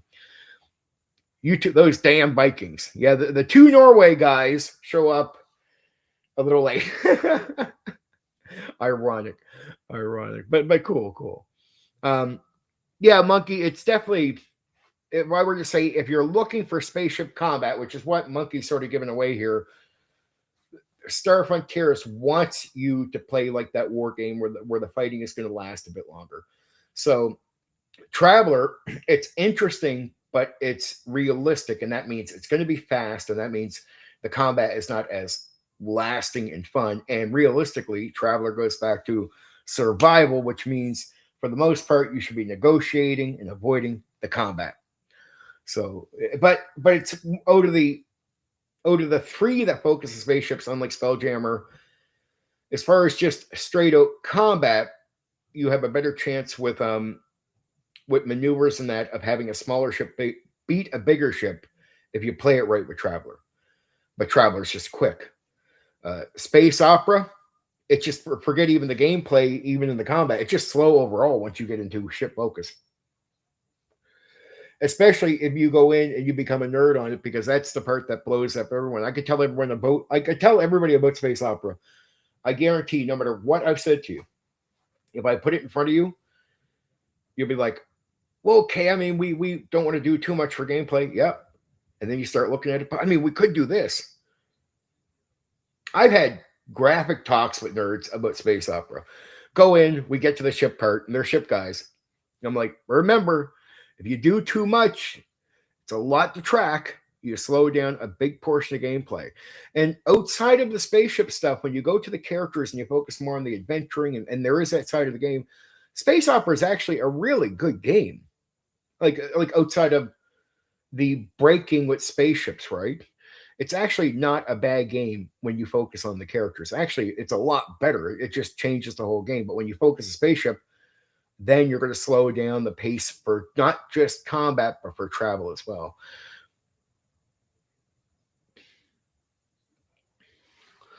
In Traveler, for new players, how can I say, they'll take a breather. With modern players, I could see that happening when you get total party kills. Cool. Now the ship. See, you get a feel. The gameplay I covered with the overall on or the overview on that one. The gameplay with the characters is excellent. It's actually excellent. That side of the game is actually really good. But when you get the spaceship, it's boom. With the total party killing the ships, I would say not really. Here be my only reason, Philo. I get why you would assume that, but you got to remember the kinds of players that are going to be playing Traveler. These aren't the guy, like they're not the type to go running into action and just get killed. So that when they do lose characters, they got to take a breather, but they're not running. When you get new players, though, you could try your best to talk to new people that have never. And when I say new players, if you're introducing a new person to Traveler that has no experience with survival focused old school tabletop role playing games, they can get affected by it because they can invest. New people don't know to be cautious with their investment. I don't say not to invest, but to be cautious and really understand. And sometimes you can talk to people and tell them, man, you're going to be cool with it. And they'll be like, yes. But it's like if you've never played a game before like this, and you're especially new, you really do invest a lot of yourself into it because you do it out of ignorance. And that ignorance can really come back to haunt you because you're so invested in what you're doing. It can be so fun leading up to the point where you're, okay, our ship is, we're dead. Yeah. Like that part, it can be overwhelming because it's like one thing to die in a game, but imagine like a game like I'll put it to you like this way. In my experience, players never surrender, never back down, never retreat. See, in Traveler, you that's fine. That's fine as a new player. I think that's actually fine. But the idea is like in old school D&D or even in Traveler, you learn. So you go into it initially like, I'm ready for the action. Yeah, okay. And then shit happens. And then the idea is if you can come back, you learn, okay, next time maybe we'll try to talk instead of rushing in. You're learning, kid. You're learning. It's like running in. I did that one on the monsters for the dungeons for D&D, where I focused on 3 certain types of monsters that when you run into them, like the gelatinous cube, next thing you know, you're dying in a gelatinous cube. Like you just simply didn't pay attention. Now you're in this thing. It was hard to even know it was in front of you. And now you're going to die. And the idea is, it's not that death is meant to be that common, but it can be common, especially early on. And the idea is you still look at it like a game, and the game doesn't want you to keep losing 5 characters every time you go to start the play. That's not the idea. But what it wants you to learn is have player experience. So once you have the diddly encounter and you lose a character, the idea is it should wisen you up, and not just to that thing, but to many things. It should start giving you a hint that you got to pay attention more. But either way, you come back and pay attention more. If you're going to go in all guns blazing and have a better chance, Star Frontiers would be more up that alley, I would argue. Spelljammer could be up that alley too, because that's fun and fast and more action-packed as far as usually it's a lot less about the spaceship battle and it's more about the player characters overall in that game. In that game, in Spelljammer, it's so less about the ship that your ship isn't even running on fuel. It's running on like a helmet is worn by a guy. It takes magic from him to run the ship, right? The idea is it's still more focused on the characters because it's a lot less about actual spaceship combat and more about who boards who first. And then once you get to the boarding stage, doesn't matter which happens, either they board you or you board them. It's back to the characters and taking control of the combat, right?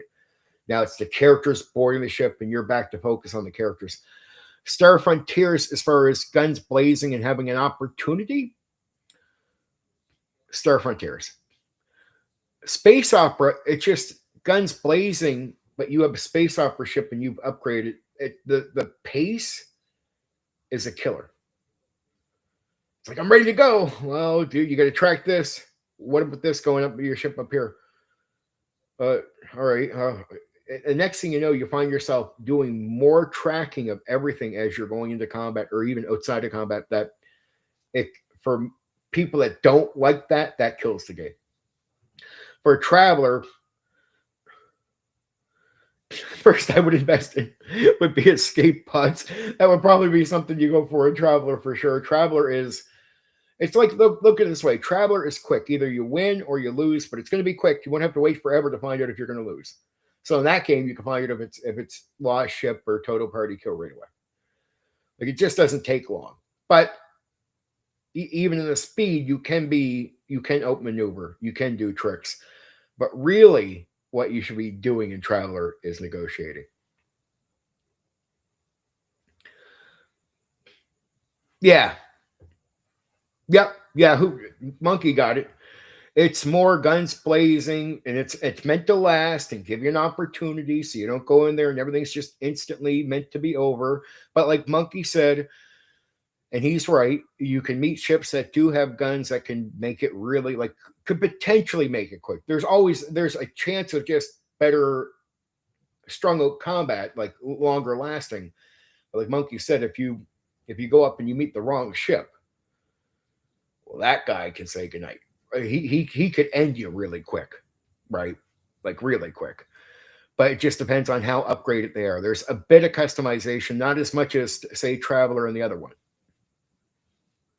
But yeah, if you're looking for action, I'd have to give Star Frontiers the fight spaceship lasting gimmick. That the rules, and it's only the Nighthawk expansion because again, Philo, if you just got, I'm telling you about Star Frontiers, but if you went and purchased Star Frontiers, there's no like the spaceship isn't a thing until the Nighthawk expansion. So I'm really talking about the expansion to go along with the game. And if you don't have the expansion, everything I just told you about spaceships and Star Frontiers, no.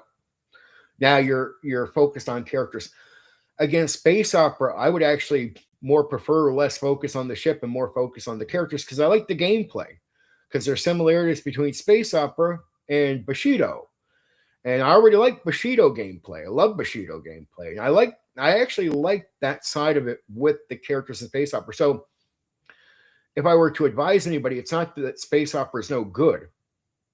Space opera is fucking excellent if you're focused on the characters and going on to planets and doing stuff like that. If you invest too much in the ship play, that can kill the game. Separate boards like games and supplements for space battles. I've seen a bit of it. I've never done that one myself. I've done Rollmaster, but yes, the Evil Twin Space Master or Chart Space Master. yeah. I've just never. I'm old school in the way that combat doesn't matter to me like a lot of other people. Like I have adjusted to the experience. Like I like Bushido more than I would like playing an action focused game. Like I did the Horde Wars. I know right away people would like it if they like action. That's true. If you like fighting, combat, goblins, waves, stuff like that. I mean, Horde Wars, because I just did that members only coverage on it. Good for action. I prefer action as consequence, but I prefer to role play. Like as a player, I prefer survival, being careful, being smart, and it doesn't mean I oppose action. It's just I want it to feel intense. I want to be worried about it. I want to know it's like, oh shit, right? Like I want to be stressed about going into combat. I want to feel that as a player. And I really want to feel it. Like not that I feel like I'm having a bad time, but I want to be on the edge of how dangerous combat is. Like I just want to go like, geez, I wish I would have been able to talk my way out of this. And I will look to avoid combat in most of the games. Like I prefer to role play over action.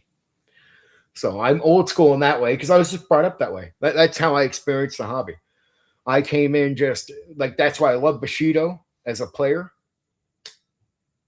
Don't get it wrong. I did okay with the Horde Wars little run that I did with it, but it's just not my cup of tea, right?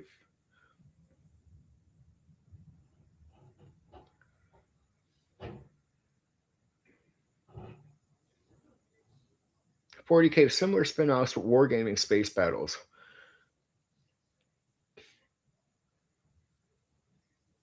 So it's leaning more like Star Frontiers in that way.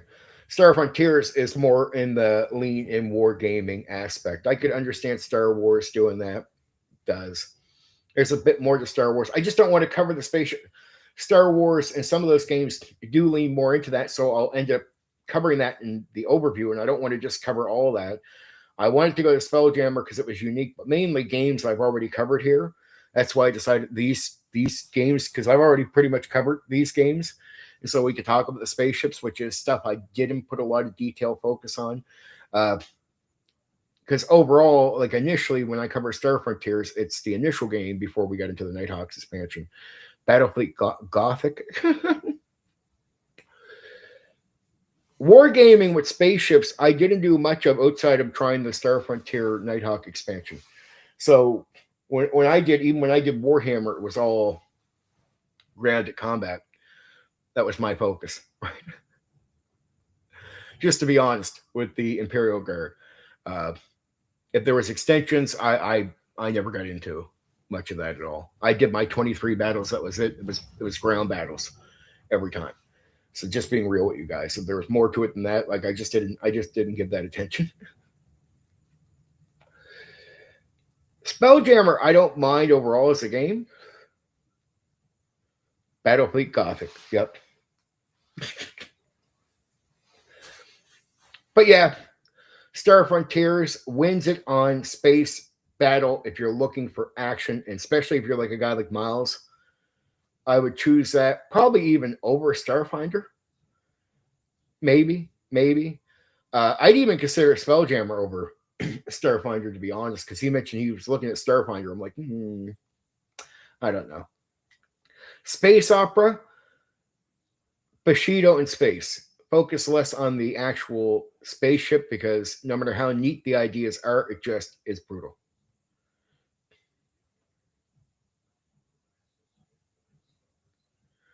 I think they made a lot of Star Wars games. The IP changed hands many times. Yes, it did. Yes, it did. Yes, it did. my mind is blown up on these 4 games. I had to make notes on all these, and I'll go over the dice rolling systems again just to give you guys a heads up on that because I've already covered that like at least once. But so for RuneQuest, Call of Cthulhu, basic role playing, Warhammer Fantasy is D100 percentile roll under. So how it works: roll D100 or 2D10s. If you succeed, you roll equal to 6. You succeed if you roll equal to or under your skill percentage. 2d6 system, which is Traveler. How it works: 2d6 plus modifier, and you're going to roll that against a target number to succeed. Dice pools like Shadowrun, which counts successes, which is basically you're just rolling the number of d6s, and you're looking to get successes, higher rolls off that. Somebody can be the more successes you get out of the d6s you roll, the better you're doing. That's how you succeed there. You're looking to beat a difficulty. Beat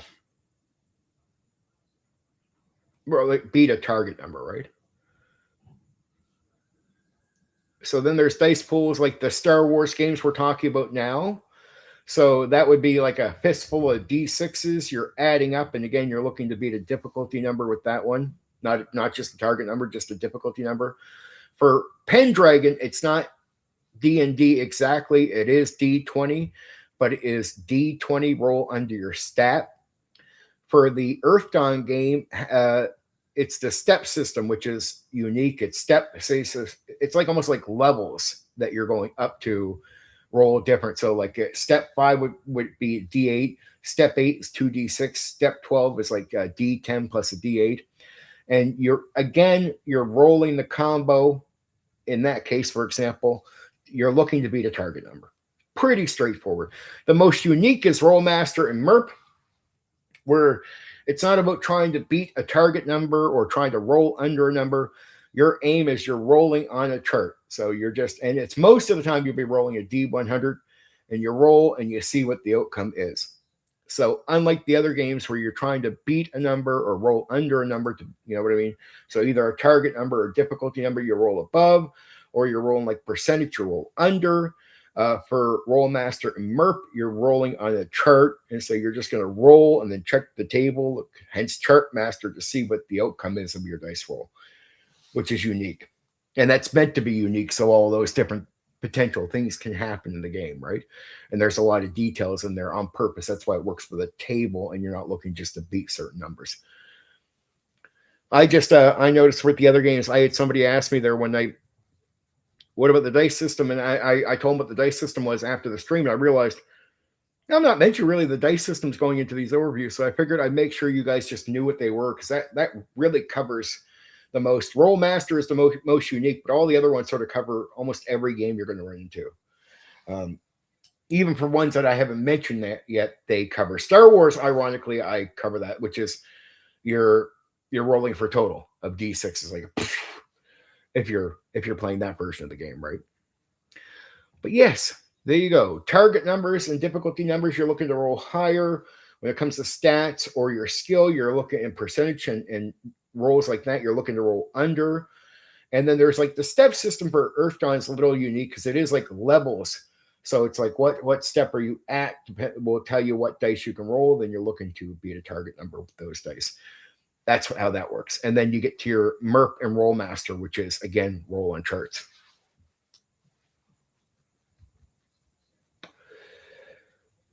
There. Everything is covered. Every spaceship detail I could imagine. The dice are covered. The whole nine. My advice, I think, is sound. I think it's sound. So if you're looking for action that lasts, Star Frontier. If you're looking for a feel, that feels really good, but you're okay with more to role play and you understand that combat is realistic, it's not meant to be a video game function. Like Star Frontier, like the extra health that Monkey was pointing out, that's more your video game play back and forth, have it last for a bit potential, right? But like he said, depending on weapons and upgrades, that can end quickly too. For best feel overall, though, I would say Traveler, but you have to not be looking for an action-based focus game, like a video game in that way. Space Opera is a great game, but not for spaceships, but it's the one that will strangely hook you because when you look at it, it's a nerd's dream. It really is. Space Opera, actually, the spaceship is actually like a nerd's dream. Like if you're into spaceships, you'll love it, but it will kill the gameplay on you. Space Jammer is just unique. It's just unique where it's more like the concept of D&D in space. More like, it's more about the characters, and the boarding system is unique. So that the way they deal with the spaceships with the siege weapons and the boarding is definitely unique. And it's more of a fast play. So you don't got to worry about fuel. You don't got to worry about the spaceship in the same way. So there's more action there, but the action's different. If you're looking for spaceship action, that's not what Spelljammer is, but it is action and fast. But again, it just focuses more on the characters outright. Space Opera, it's just like it's two different games. If you go with the spaceship one, you're probably going to break it. If you go with the focus on the character one, you're fucking that's actually going to be a really good experience. That actually turns the game into something beautiful, ironically, with Space Opera. But it's because Space Opera on the character side is functioning more like Bushido, right, than say the ship part. And Star Frontiers, it doesn't have a bad game overall if you're not doing a ship focus, but that's what you won't be doing a ship focus unless you get the Nighthawk expansion, right? And I think I went over the weapons, the armors, the customization, the potential different questions. Like I sort of knew I might not get specific questions, so I wrote down a bunch of questions, as you guys can tell, and then purposely put answers to them with just planning in case I needed to say something and people weren't talking. You guys know how it is. If you get sort of shut down, I'll have something to say. And then I had to do 4 games at once. And remember, I haven't played or ran these games in decades. So understand, I had to memorize all this, make the notes, come into this just ready for you guys. The dice systems were just, I want to cover it. And from now on, when I do the overviews, I'll mention the dice systems for every game I'm going to cover from now on. It's just I realize I don't do that often, really go on about the specific dice. The step system I mentioned with Earth Dawn, we did cover the overview. You will hear me mention it. But the only reason I mention that is because it's unique. And I even mentioned the chart thing with Rollmaster because it's unique. But with the other ones, I really didn't mention.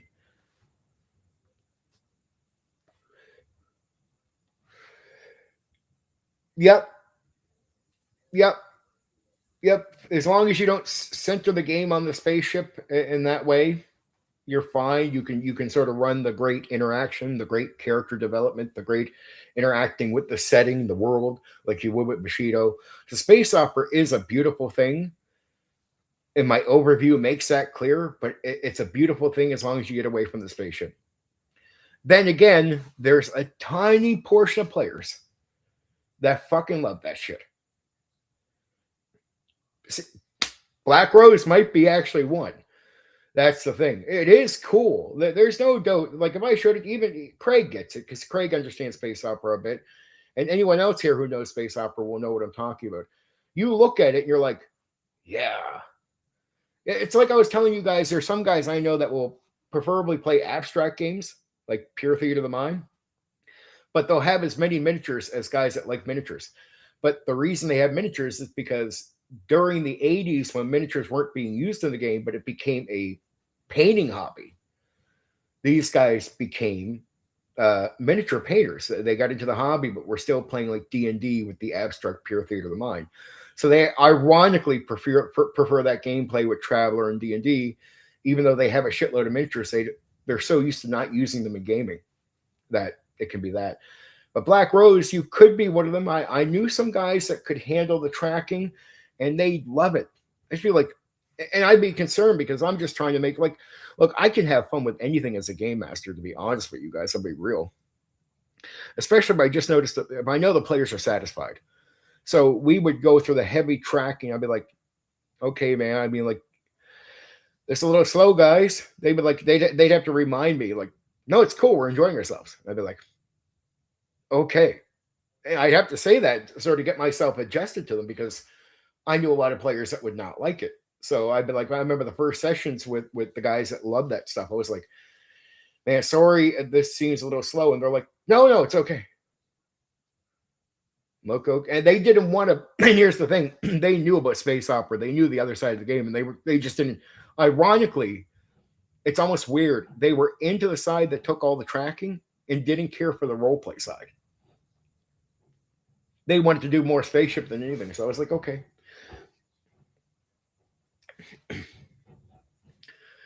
Some of the coolest games I've had DM'd and played was in sci-fi settings. I played Star Wars, Babylon 5 games for years with decent GMs, and for my part, I've DM'd my own made setting. Star Wars and I can do that pretty well. I can do just about any of the games pretty well. Just sometimes it's like looking at space opera. It's not that I run it poorly when we get to the spaceship thing. It's just that even if I run it correctly, for a lot of players, it can seem shitty because it slows the game down. It's not that I'm running it poorly. It's just that's what it does to the game, right? So it's you can't make, once you get into the customization part, you start adding stuff on. I can't make the game go faster. We have to go at the pace of the game once you're stuck in there. That's why I had a couple players that actually tried the spaceship thing because they were hooked on it. They liked it. They went in. We got 2 sessions in. They're like, man, this fucking killing me. I'm like, okay, let's restart the campaign and do some different characters because I promised them there was a whole different side to the game. So they agreed, and I actually was able to turn that around with players. So that was one of my first lessons with space opera was if you focus on the spaceship with most players, no matter how cool it is, because it is attractive, it will die in the vine. Because then it's less about role play and more about the headache of tracking everything. Now, again, if you like the tracking, you're fine. That's all you got to like. But the thing is, the tracking is that's what you're doing most of the time, like every session.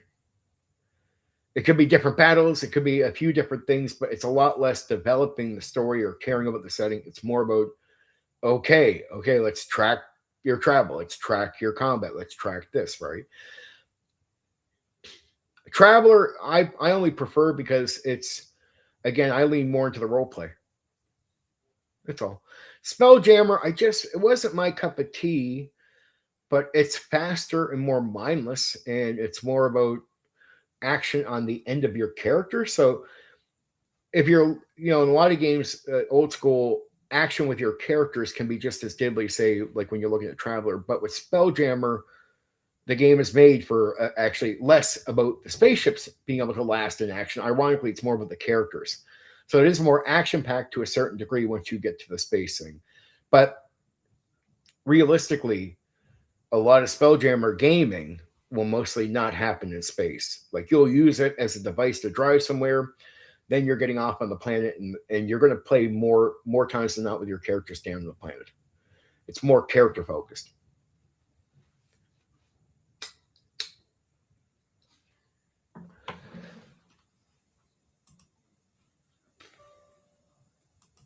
So I'll give you guys an idea of the streams that are coming up so we know what's going on.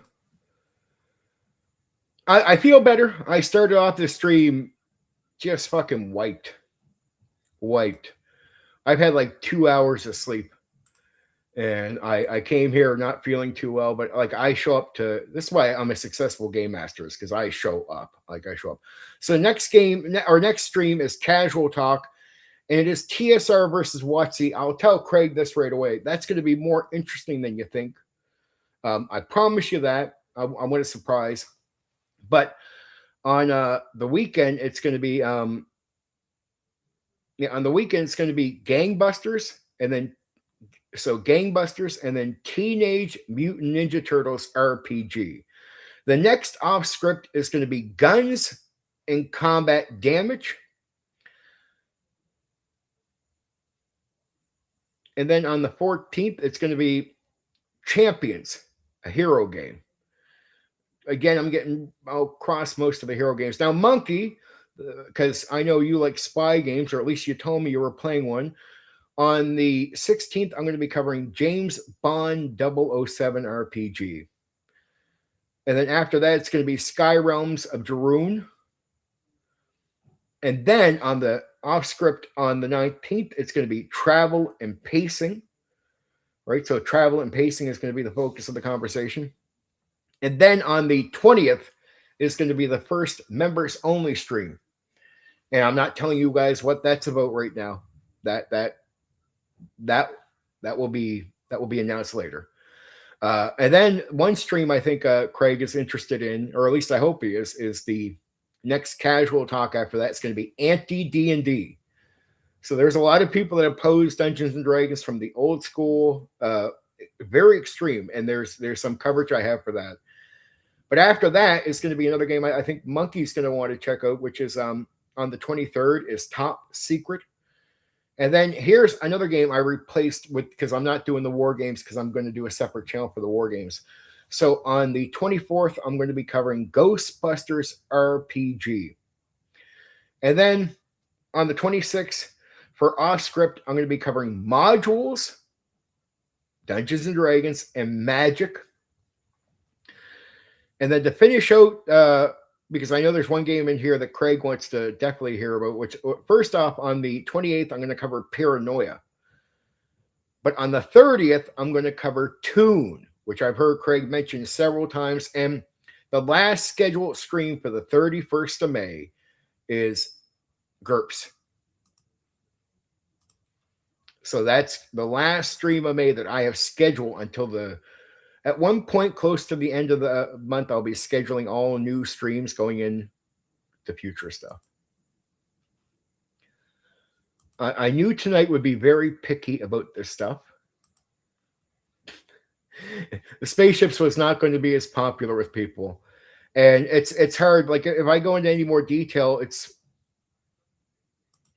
I don't know. There's not much more detail to go into.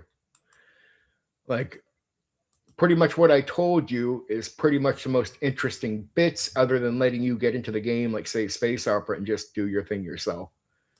That's really what you should be doing. I just don't want to give you the entire game like that, right? And you're welcome there, Monkey. I can hardly wait 40 plus years to vent on the anti-D&D thing, right? Yep.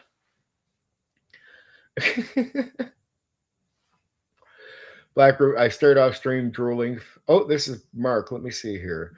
If you were transported into the world of D&D or all fantasy games and had to make your perfect character as yourself, what would you choose? Race, class, multi-class? Interesting. What was said just before that? Sorry about this, guys. Some of the coolest games. So this is Mark Haggard.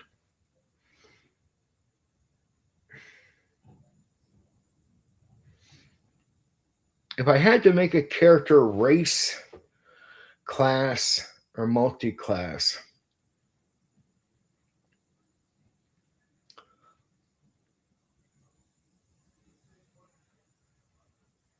oh yeah, the last of the month is going to be fucking awesome. Paranoia, Toons, GURPS. But for Monkey, it's going to be, because I know he likes some of the investigation games or whatever. It's going to be 007 and then Top Secret. So that's going to be good. A barbarian wizard for Philo. Bullywug for Black Rose. I'm giving some thoughts here for a second there, Mark Haggard. I'm hoping you're checking this out. I'm taking a moment to think. I want to give you a straight answer on this.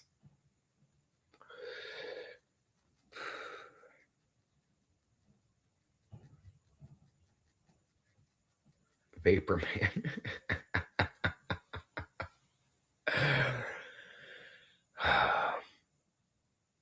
In all honesty, I would probably be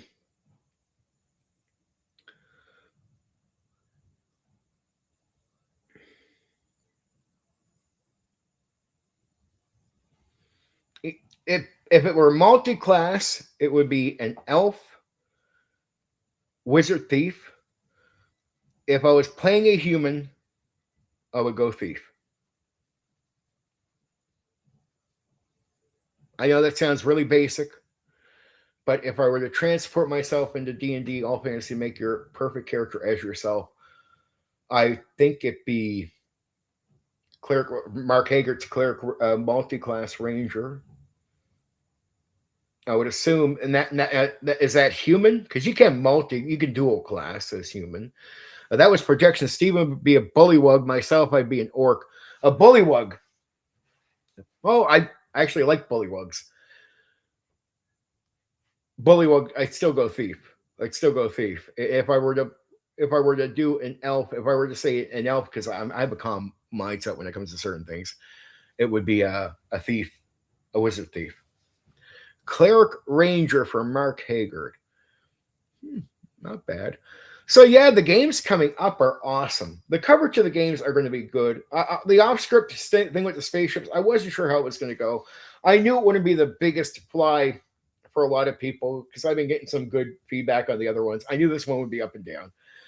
I hope it doesn't disappoint because there's not much more to say about the spaceship. So the spaceship stuff might just not be that impressive overall for the old school games, right? Most of them. The Star Wars can be in that, and Star Frontiers is pretty good.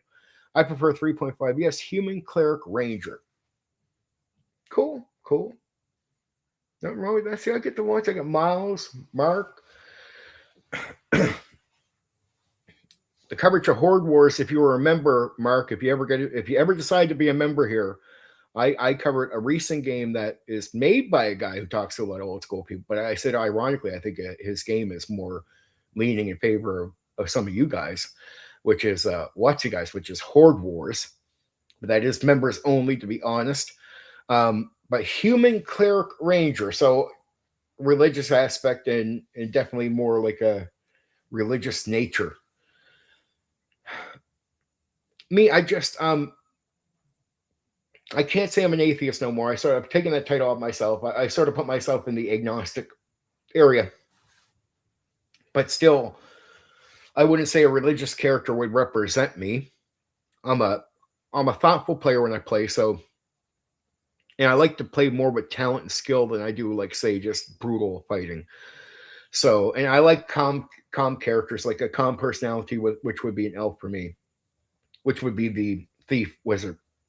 But if I were playing a human as a representation of me, I wouldn't go ironically with the wizard, even though there's many reasons I lean into it with the thief. Starfleet Battles is the only spaceship game I remember people playing.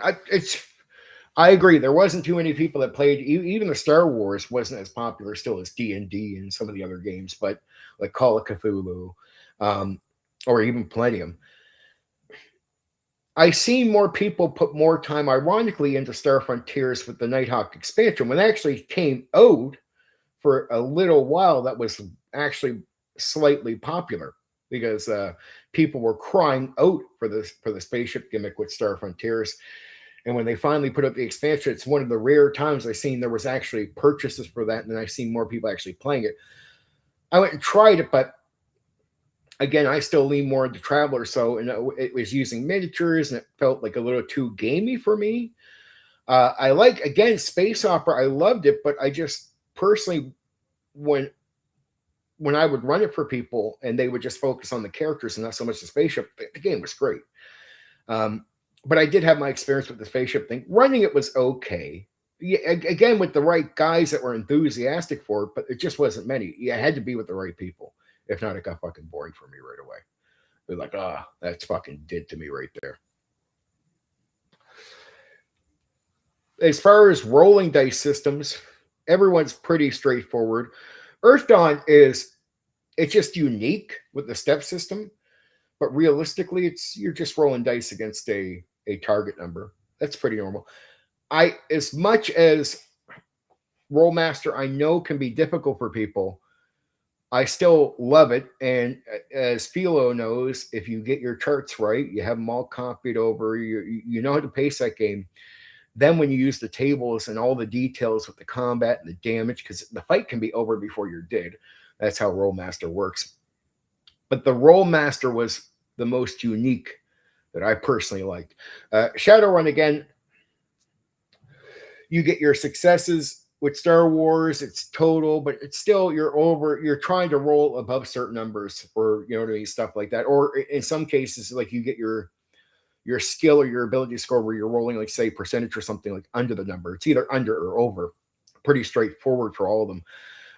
I still to this day say Rollmaster is the most unique rolling system that I found to be pretty cool, and to the point where it was because of how it was that even at that first rough patch and getting used to the game and getting everything out and speeding up the process, that's what kept me there because that game was deadly. And but there was a little longer lasting, say, than Traveler or something like that for combat. But the reason I liked it, as Philo is going to point out here, Rollmaster is fun when it runs smooth. Combat is detailed enough to be cinematic, and it lasts a bit longer than some of the other combat. So it's one of the rare games where you know, I still want to see combat as dangerous in most other games, and I feel if it gets outside of that, you get too gamey. I like realistic combat, so you know, avoid if you need to. Only fight with strategy.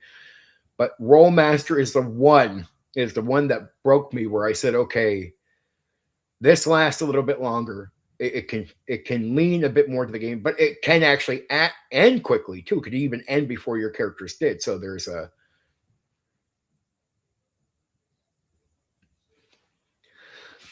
Craig. It, even hearing my overview and going through the space thing, this is credible enough because I think you get the idea. It has a bit more hit points. It's a bit more gamey. There's a miniature aspect, which I know you know about. Have you played these systems? I'm curious what one of you like plays would like. Oh, I don't cover any system I haven't played or ran. So yeah, I only cover games that I actually do because my fellow nerds would curse me out if I don't try something. It's even the reason I'm before I can do the new games coming into the new year that I'm having my friends game masters take me through some of the games before I'll even do coverage on them. I even did you can ask these guys. I even showed I get the player's handbook for 2024 5e, but I kept looking at some of it having criticism, and I finally said to the guys, I can't keep doing that. It's unfair. I got to go actually try the game. So I actually went and purchased the book I needed. A friend of mine had the other material that I needed, and I actually ran a 5e D&D short campaign so I could actually come back and do a proper review. No, I get cursed out if I don't do it. Which one is my favorite? Traveler, because I'm not concerned with running into action. I like realistic. I like tense, realistic action that's scary. It's tense on the edge. I would prefer to avoid it if I have to, or if I really have to go into combat, do it in the best way possible, take advantage of strategy. But I like to avoid it mostly. So mine is personal, Traveler, personal. Um, as far as Star Frontiers, I did that before getting the Nighthawk expansion with the spaceship, but I did do the spaceship stuff, which is miniature. Did I like it? No, not overall, but a lot of people actually do like the expansion because that lasts a bit more in fighting.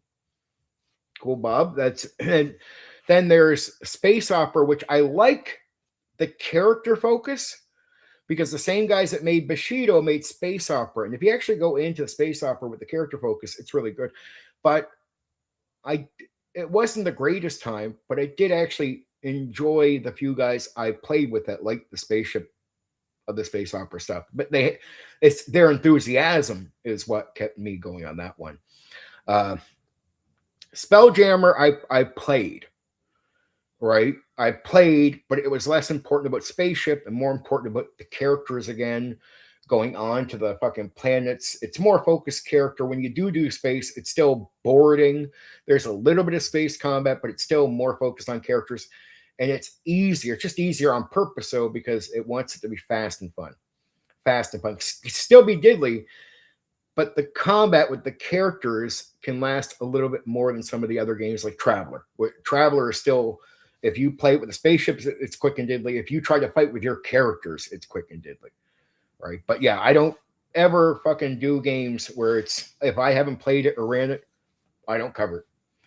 I mean, just reading a book is not good enough for me either. Even if I read the book, nope, I won't fucking cover it. It's a principle thing, and my fellow nerds, it's just if somebody plays it, I don't want to be full of shit. They'll know right away. They'll ask me a question like, if I don't know the answer, they're right to say, you didn't fucking play that. Well, they'd be right. They'd be completely right. So some details I won't mention, though, but it has nothing to do with gameplay. I remember one guy was really shitty about my Cyberpunk coverage, yet I had a Cyberpunk DM here, a game master who knew everything. Like, he understood, I understood the game. Like, he was very happy. I had 2 people that have had experience with that game. Have you ever played on a VTT? Had to start since my group started moving all over the country. Well, I mostly do pure theater of the mind, so I haven't had to use that because I do abstract pure theater of the mind. So I don't use VTTs, to be honest, online. And the idea of using, I'll do miniature. It doesn't mean I just do pure theater of the mind if I have players that request it. I won't do it online because I find it too slow, but I will do miniature gameplay for the players that request it in person, say for D&D, but it has to be in person. Would you have you ever had an episode of an actual play or something similar? This is my 4th YouTube channel. Before this channel, I had 3 channels and I had 70 different live plays. Now, some of the guys that actually know me for a long time on YouTube will actually, even guys that don't like me will back me up on that. Like, I had a shitload of live plays at one point because I have players that actually would. Boom. Oh yeah, Philo is a guy who ran Cyberpunk. He knows it's. I know the game, but there were some minor details I didn't cover. And even one guy was saying, you didn't even mention Blade Runner. Well, I didn't mention it up front. I mentioned it later, but I do mention it during the stream. And he's like, you didn't mention this. And it was just a guy who wanted to bullshit about my coverage of Cyberpunk. But I was like, no, I covered it because I actually ran. That's why I was able to give the advice and know that you have to do more than Traveler. It's a Traveler version game. So if you're used to running Traveler, you can understand how to run Cyberpunk, but Cyberpunk is going to ask more of you. See, it's in Cyberpunk, the most simple thing you got to know is in Traveler, I set up the scenes and I let the player be responsible for emphasizing their character and living up to who their character is. It's not a pressure I have to really put on them. It's on them if they want to play up to the stuff they've chosen. With Cyberpunk, because the designer wants a certain experience and feel to the game, he wants me, the game master, to make sure not just that I depend on the player choosing to play the game or play the character correctly. The designer wants the game master in, say, 70 to 80% of the scenes, maybe 70%, where you're creating scenes that purposely pressure a player to play their character as they should. And so that's to keep the feel of the Cyberpunk setting. If not, it turns generic. That's the designer's view of this. If you let players just loosely play, they might not play up to who their character is. And then that takes a feel away from the Cyberpunk setting and can make it feel generic. That's why it's so important that the game master is almost like playing like tag team. Like, I have to sort of help you play your character. Meaning I got to keep creating situations on purpose, most of them, where it's purposely going to put pressure on you, where as a player you feel pressured to play your character for who they are. It's like the Traveler rules, but if I go to Traveler, it's Cyberpunk in that way of gameplay, but with the less pressure on the game master. Now I can just create the pressures, create the plot over time, but it's on the player to play their characters for who they are. So that was Cyberpunk. I covered that really well. Just some details I don't mention all the time, and not every detail I mention, because sometimes I want to do streams later about games, right? So I purposely won't mention stuff, or I won't mention something where it's just not important to the game. I cover games, so there might be something about like some personal background story to the game. Well, this happened over here, and people went investigate. I was like, well, that doesn't have anything to do with the gameplay. I'm here to do the overview on the game, not to give my opinion about some personal action that happened with Cyberpunk at one point. I don't give a fuck, right? Even the D&D thing, when I covered AD&D 1E and even OD&D, I mentioned AD&D 1E. When I did my stream on that, I only mentioned slightly about the conflict between Dave and Gary because AD&D 1E is a separation from, it's Gary separating the game from Dave, right?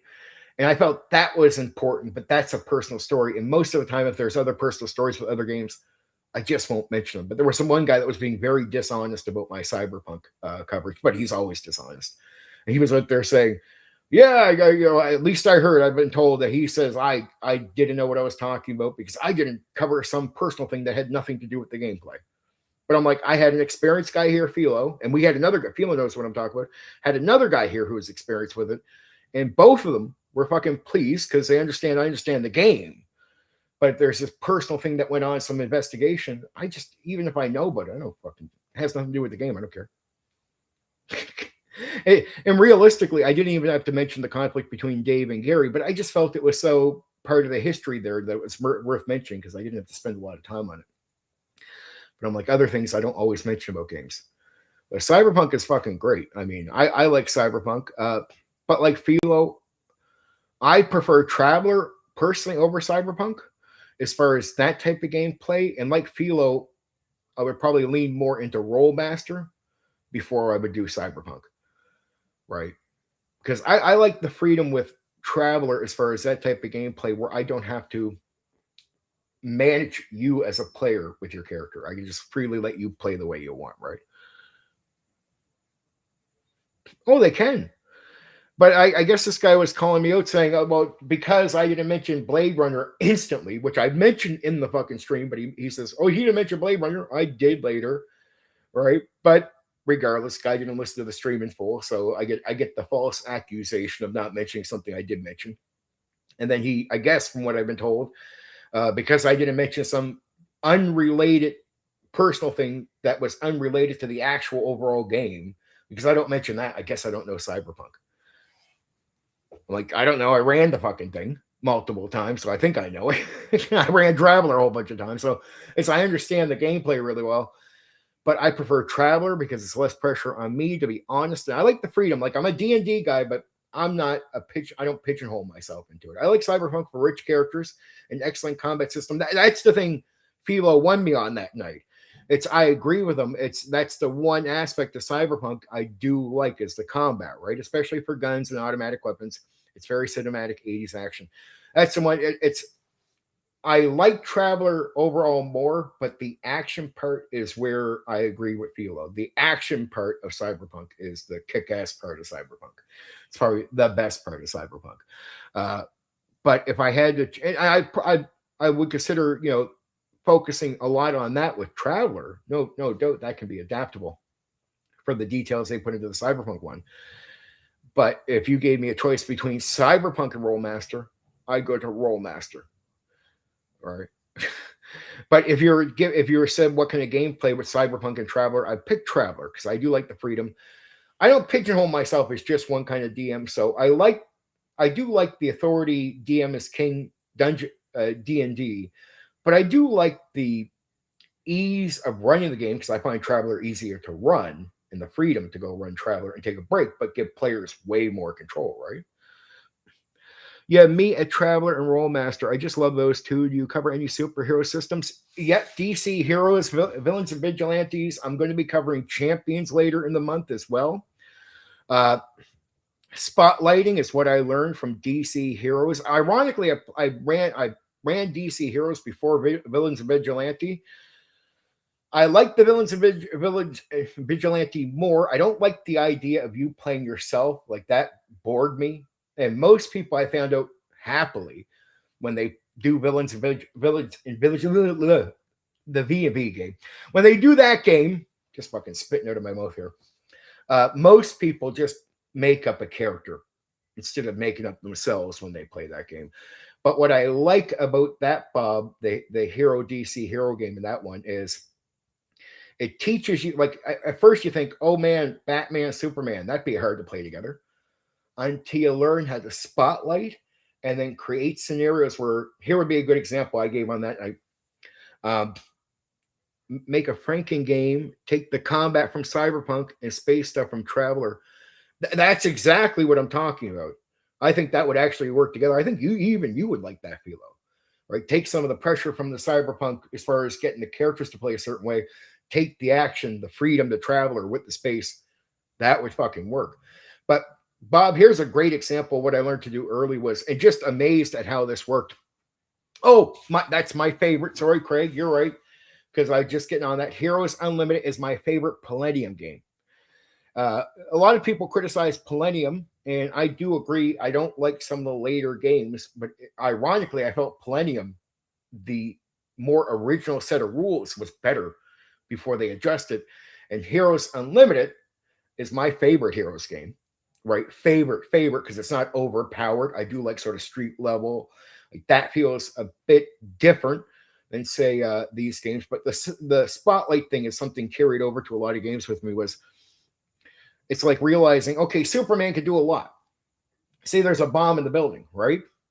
But what if Superman flies into the building and the bomb goes off because he doesn't know what he's doing? Well, that's where Batman can become important. Now I got a spotlight over the Batman. He's going to go in and investigate. What he's going to do is try to find where the bomb is so he can get the information to how to get the bomb safely.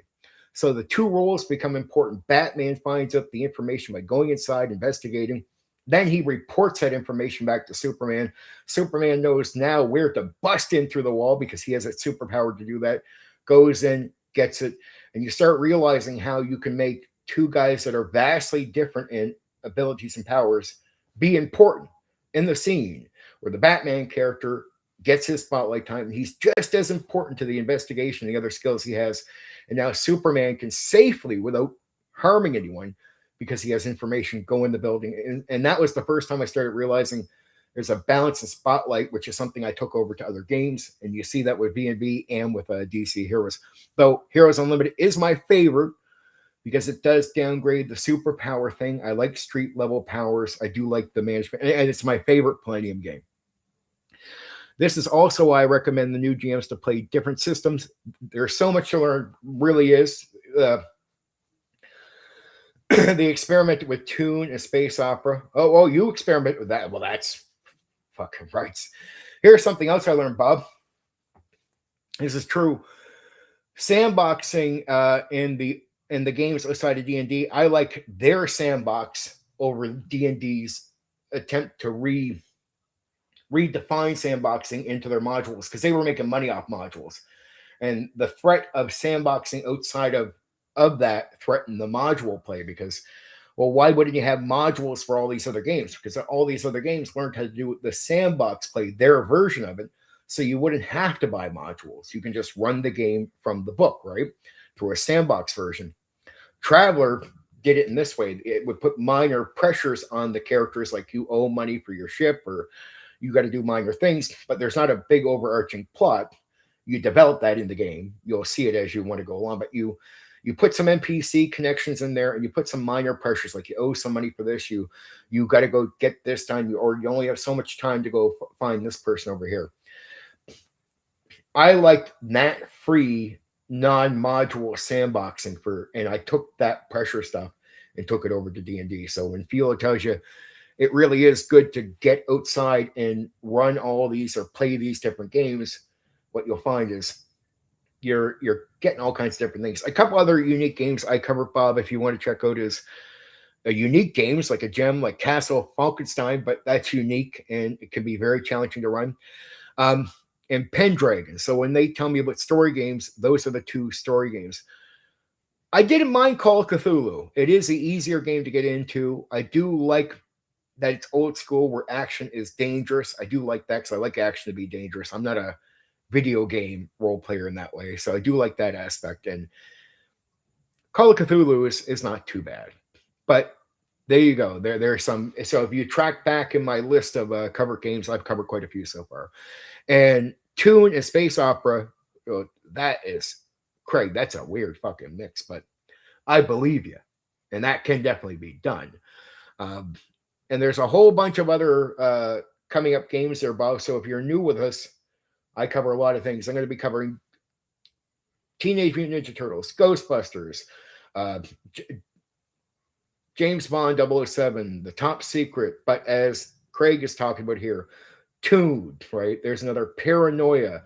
GURPS is the last one I've scheduled for the end of this month, but before the end of the month, I'll be scheduling up new ones. If you ever become a member, I have started, because I just got to that point where I can start taking in members. I'm doing some videos that are member focused only, and then I'm doing streams that are only going to be on Wednesdays, 2 of them every month, which are going to be member onlys. My first member only stream is going to be May 20th, and that's going to be on a Wednesday. All my other streams are Tuesday, Thursday, Saturday, Sunday, and they all start at 8 p.m. minus 4 GMT Atlantic. So the same as this one started tonight, but usually I start sometimes 15 or so minutes early. And so if you see me starting early, it's not that I'm going to usually hit on the subject. I start early so you guys have time to get to the stream, get comfortable. So by the time the time rolls up to start into the topic, the stream is already started, you're here. So then it gives you time to get here. It gives us time to get ready. And I start into the topic usually at 8 p.m. on the dot, right? But Tune and space opera. I'm assuming without the spaceship stuff, Craig, or was that with the spaceship stuff, or was that a sort of way you were talking about Fudge earlier? Because you were saying Fudge, I believe you. I got to look more into Fudge to really understand this. I believe you, but you think Fudge could speed up some of that gameplay, which it's challenging, the idea of speeding up that gameplay because there's so much to track, right? But I guess if you ease up on the tracking, not bad. I wanted to adapt a Von Bow comic called Sunpot. Not safe for work. Note it, not safe for work. That's a warning. That's a good warning. Oh, Sunpot is the ship. Okay. It's hard for me to have an opinion. It's just boom. Oh, Zeg is. Well, Zeg, I clearly, you know the deal. It's close to the end here, my friend. I'm pretty much probably on the last puff here, but it is worth going through, Zeg. I do cover the spaceships. I think you were asking me about this. I think you'll be happy. Wish you would have been here earlier, but I hit on 4 games with spaceship. Star Frontier, Traveler, Spelljammer, and Space Opera. Now, you've heard my overview of Space Opera recently, but this was a focus on the spaceship. Those 4 games are the games I covered for tonight. It doesn't mean there's not other space games, and I'll cover them in the future, but I didn't really cover those games, and the spaceships are more important to those games than the overview, so I don't want to cover them right now, but those 4 games. Fudge, the Tuned attributes. So that's where they relate. Oh, wow. I should have known that. I feel stupid now. I should have known that. No, I get what you're saying. Yep.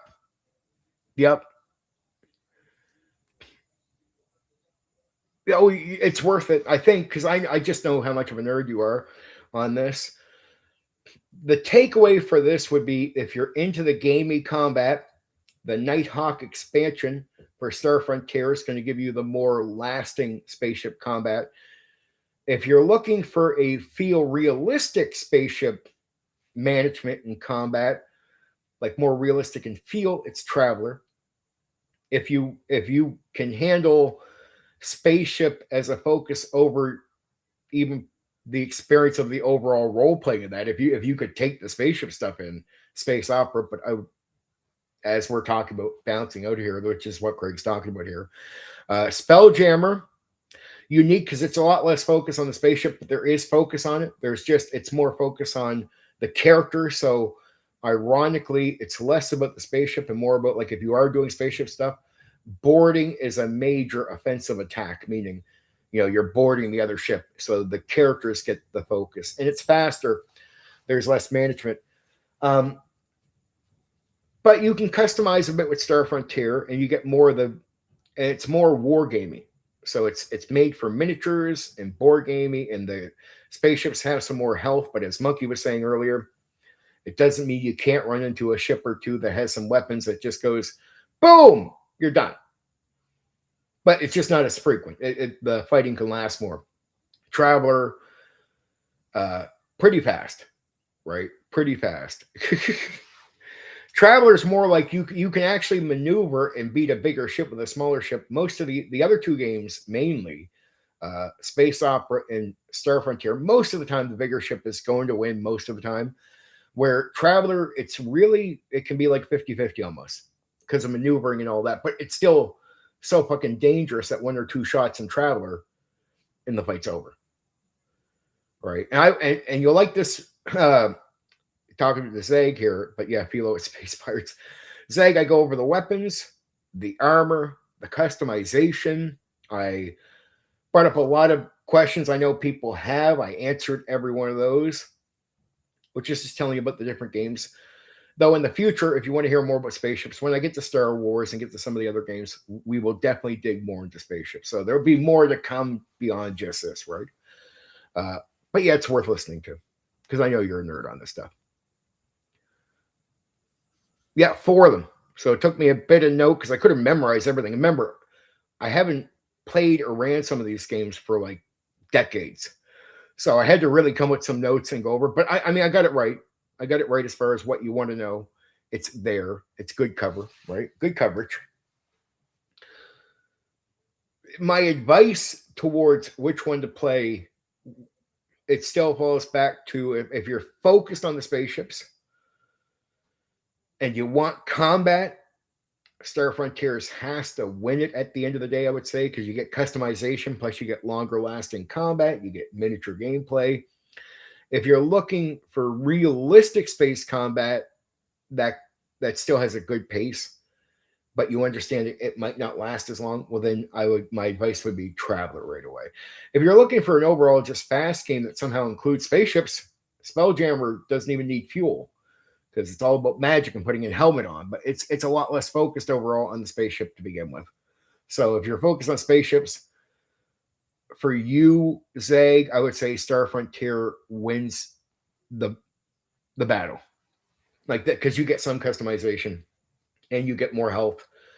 You get longer lasting fights, so you feel like you're fighting in space. Again, to me, I prefer realistic combat. Space Opera does realistic really well, but it's just too simulation, so you end up like a slow game. It kills it. In Space Opera, really, as I said, I'll add one because I'm just repeating some of the stuff here, but it's just like, because the same guys that made Bushido made Space Opera. I do like Space Opera, but I prefer the character focus more than focusing on the spaceship. Because the character focus, now you're doing sort of Bushido style of role play in space, if you get what I'm saying. So I like that aspect. But if you focus on the spaceship part of the game, you're going to kill the amount of time you would spend in actually doing interaction or fucking role play, right? You'll spend more time managing, even outside of combat, you'll manage your ship all the time. It will eat up your time for gameplay. So you'll be a lot less focused on your characters, on the character that you have playing, right? So yeah, there you go. That's the end of the night. That's my advice. Star Frontiers. But if you're a guy like me, I personally would play Traveler. And there's some other topics we talked about, which we had some other guys here. I hope people are pleased. I'm almost at three hours. That's pretty good. I had 2 hours of sleep coming into this, and I felt like death when I started the stream. But I knew if I just got into this and dug in like 10 minutes, I'd be good. And I knew with you guys around, I'd be energetic. So I'm here. I'm good. And I mentioned all the streams coming up. So there's a lot more to cover coming up. Really good stuff. Really, really good stuff coming up. That I think you'll be happy with. Craig's really happy with the Paranoia lineup, with the Paranoia, Toon, and GURPS. For Monkey, it's going to be the fact that I'm probably hitting 007, James 007, and Top Secret. But I'm also going to be hitting soon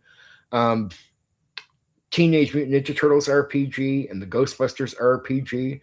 That's all going to be this month, on top of just some loose subjects. Like I'm going to be covering guns at one point, damage, and modules and magic. So,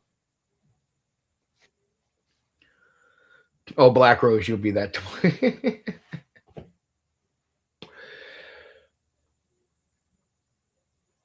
Cool. Yeah, like it's to me, it's the reason I show up. I never call it in because I'm like, it's the reason I've been successful as a game master for like over a few decades is because, or more than a few decades. The reason I'm successful is because I can show up even when I feel like not showing up. I just know so many people that would call it in on a stream or even as for game mastering. I just never call it in. I never call it in. I've planned for everything. I plan for players not showing up. I never call it in. The Ghostbusters, yes. You were telling me that. That's going to be good because I didn't plan on covering that until I decided to. I realized the war game coverage isn't working with the algorithm for this channel.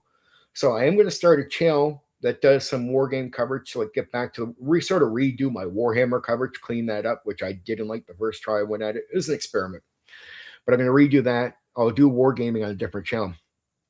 But Ghostbusters gets slotted in for this month because I was replacing Starship Troopers. Starship Troopers has an old school tabletop role playing game war game, and that's what got put in its place. Ghostbuster RPG, so it's gonna be good.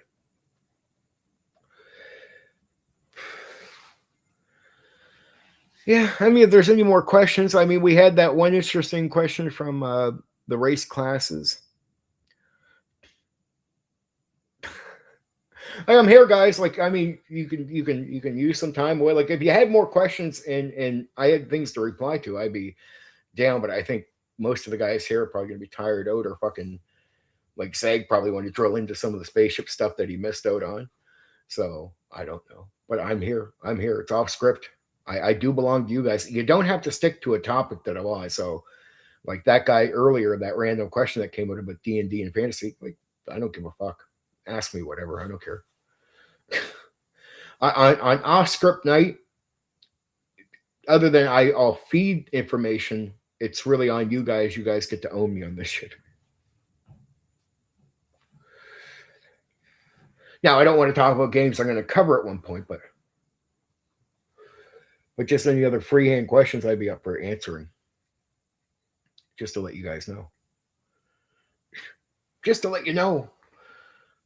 Not a problem for me. I'll watch the rest tomorrow, so just be happy for the stream to continue. Yeah, I can be here for a bit more. Definitely. I mean, I can go for a lot longer, to be honest, if you guys want, but it's just I'm at the end of the cycle of notes that I have for the stuff I'm covering. At this point, I just be fucking repeating for the millionth time on some of the spaceship stuff, so I don't want to. Have you played some of the new games that have been released, such as Daggerheart? Going to try Daggerheart and similar. Horde Wars, but I mentioned that already, Philo. You know that. Daggerheart, from what I hear, it's more to do with role play. But I mean, I don't know. I've only heard about it. I haven't played it, so I've only heard about it, which is it's almost like Daggerheart. I wonder if it's made for the live play aspect of what Matt Mercer and his group does.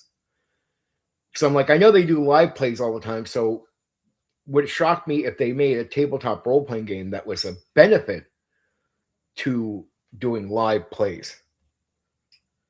Like, I wonder if that's what Daggerheart is, but I don't honestly know. It's hard for me to have an opinion on that one. I don't honestly know for sure with Daggerheart. But do I plan on it? Yes, I'll be definitely doing it soon because I'm going to do an overview on it once I've done it. The Horde Wars, I don't want to go too far into it because I have covered it in a members-only video. But if you want to get away from the old school realistic combat and dive in, which system would you use to play Bushido in space? What system would I use to play Bushido in space? To play Bushido in space, out of the ones we talked about.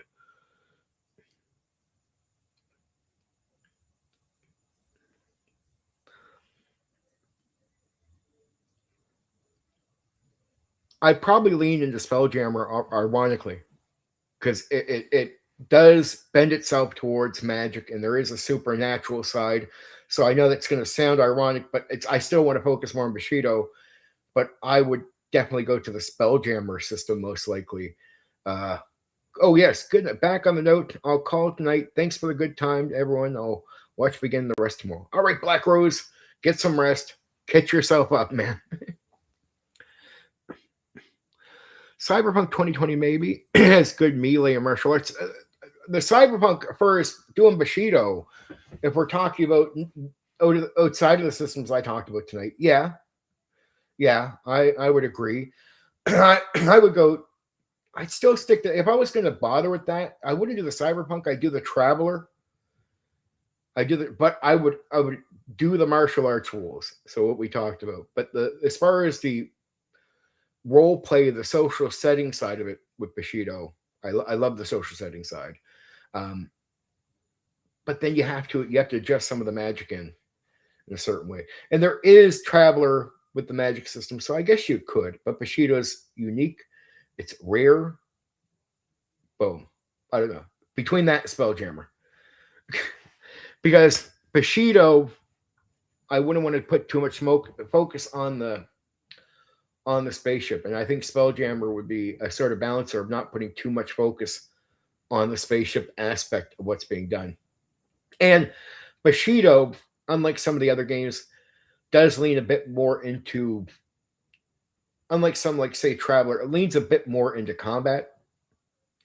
So it would be good for the boarding part. It wouldn't be too bad to be a samurai boarding another ship. So, because on the boarding aspect, you are leaning a bit more into combat. So I'm like, Bushido leans a bit more into combat. You'd be like, well, why wouldn't you just do like Bushido at Space Opera, given that they're such similar games? It is the spaceship part of fucking Space Opera that kills me. So,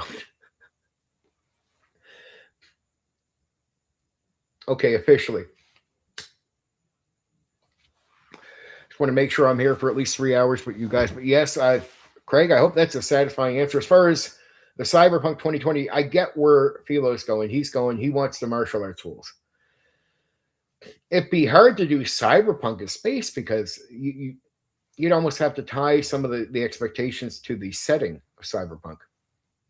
There's a Stan Sakai comic yet read, and I know what's going to happen. Space Yusaki. You could do that. I think Space or Spelljammer would lean more into it at the end of the day. But if I were to use something in the vein of Cyberpunk, I would just drop back to Traveler, but I would do what Philo is suggesting, which is take the combat. I haven't done Traveler in a long time, but I swear if I do Traveler in the next year or so, I am going to take the combat system from Cyberpunk over to it.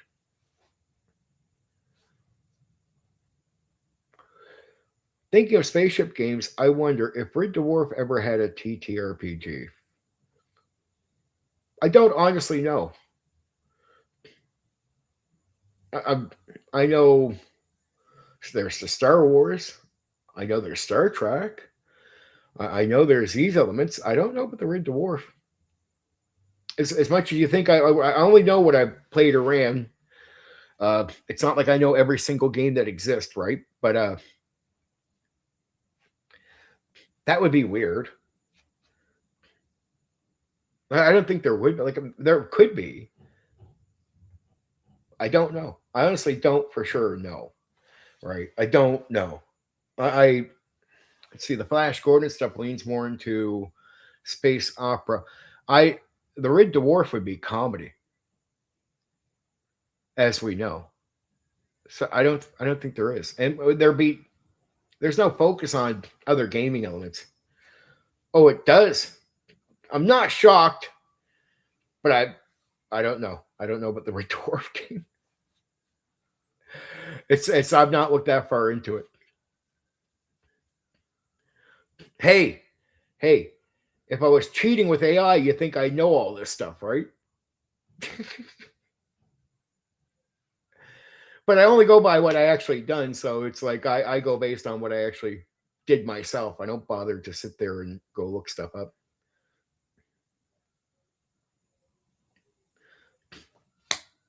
Yeah, I sort of know a bit about that, so that makes sense. Yeah. Yeah. But Red Dwarf, I don't know. I watched the comedy. Like, what kind of fucking game would that be? What, you're doing a sitcom? And there's so little focus. Sorry about the alarm in the background, but there's so little focus on what the ships do and the other aspects that you. I don't know. I mean, I know there's some nerding out with Red Dwarf, but I mean, it is initially at the end of the day a fucking sitcom comedy. Let's be real. That's what it is. I mean, I get the nerding out on it, but I don't get why you turn that into a fucking tabletop role playing game exactly. And wouldn't you have to have some funny people playing the game? I mean, if you're going to go into the experience of Red Dwarf, I would think you'd have to have a group of people that are going to be able to pull off some timing, being funny, being sarcastic. And wouldn't that be the gameplay? I mean, I guess it's a heavy focus on role play and theater in that way. I would assume. I'm only using my common sense based on watching the show, though. Just a Dark Star, the sitcom, Paranoia in Space. I guess it could be that. Oh, I love the show too. I think fucking Red Dwarf's awesome. There's another show that I like that I don't think has a game. It could have a game. You guys could tell me. Space Precinct 13, I think it's called. I think it was like an Australian space show. Space Precinct. Maybe it's just Space Precinct.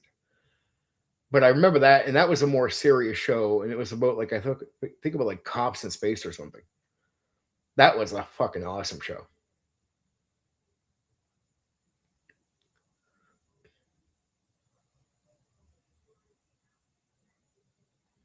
Dark Star, Red Dwarf, I know, and Space Precinct is one of my favorite shows. You'd be like, well, what about Star Trek? I watched The Next Generation, a little bit of Kirk, and a lot of Deep Space Nine, a shitload of Deep Space Nine.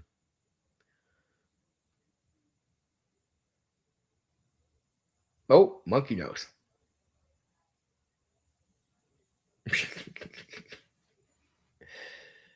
Everyone knows I'm remembering. But yeah, Space Precinct. Star Wars, actually, you guys might be a little mad at me. It took me like I never got into Star Wars for a long time. I avoided watching Star Wars for a long time. It was not my favorite cup of tea for a long time.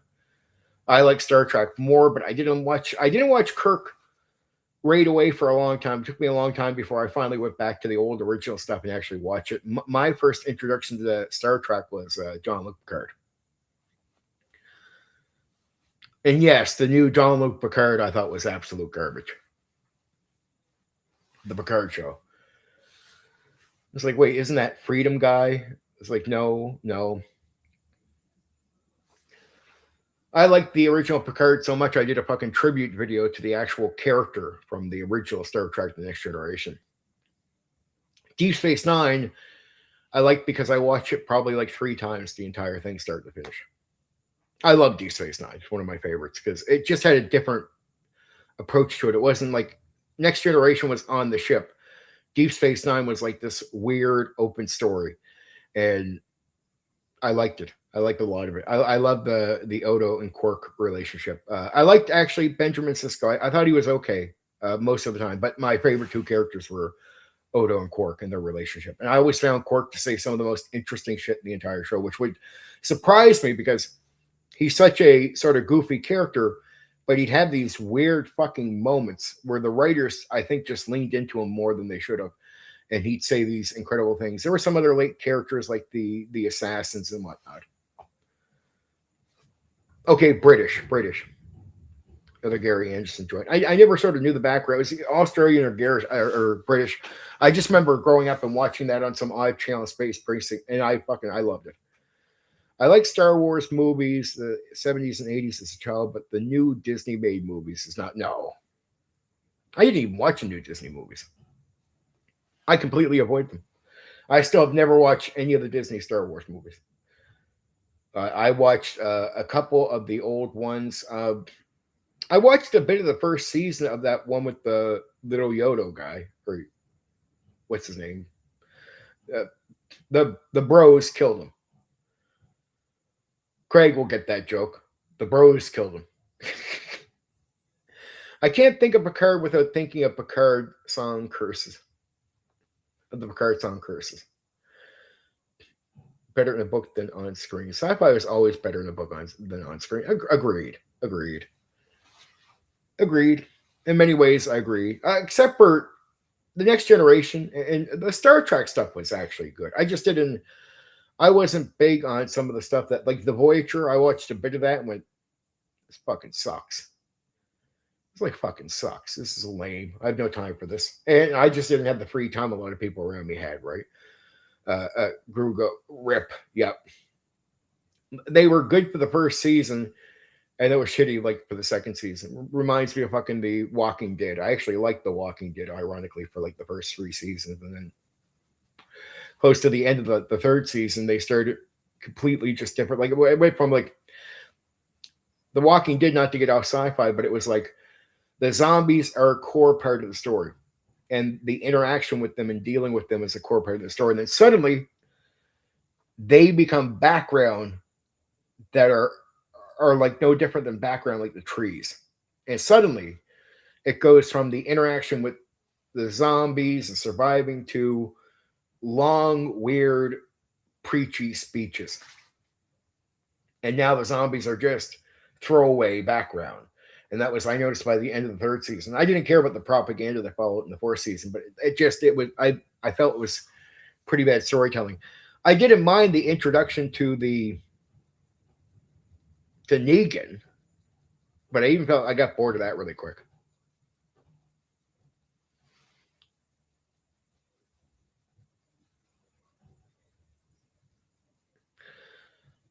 Blade Runner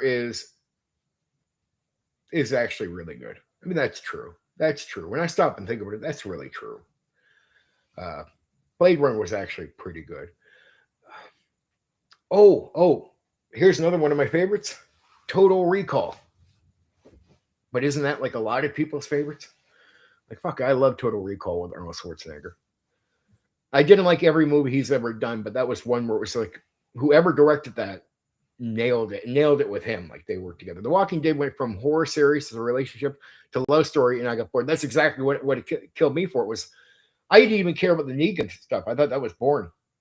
I just liked the relationship of surviving against the zombies. Like, I liked that gimmick, right? You're talking to me, Miles. What's my favorite kind of spaceship? If I were just to pick from anything, like in general,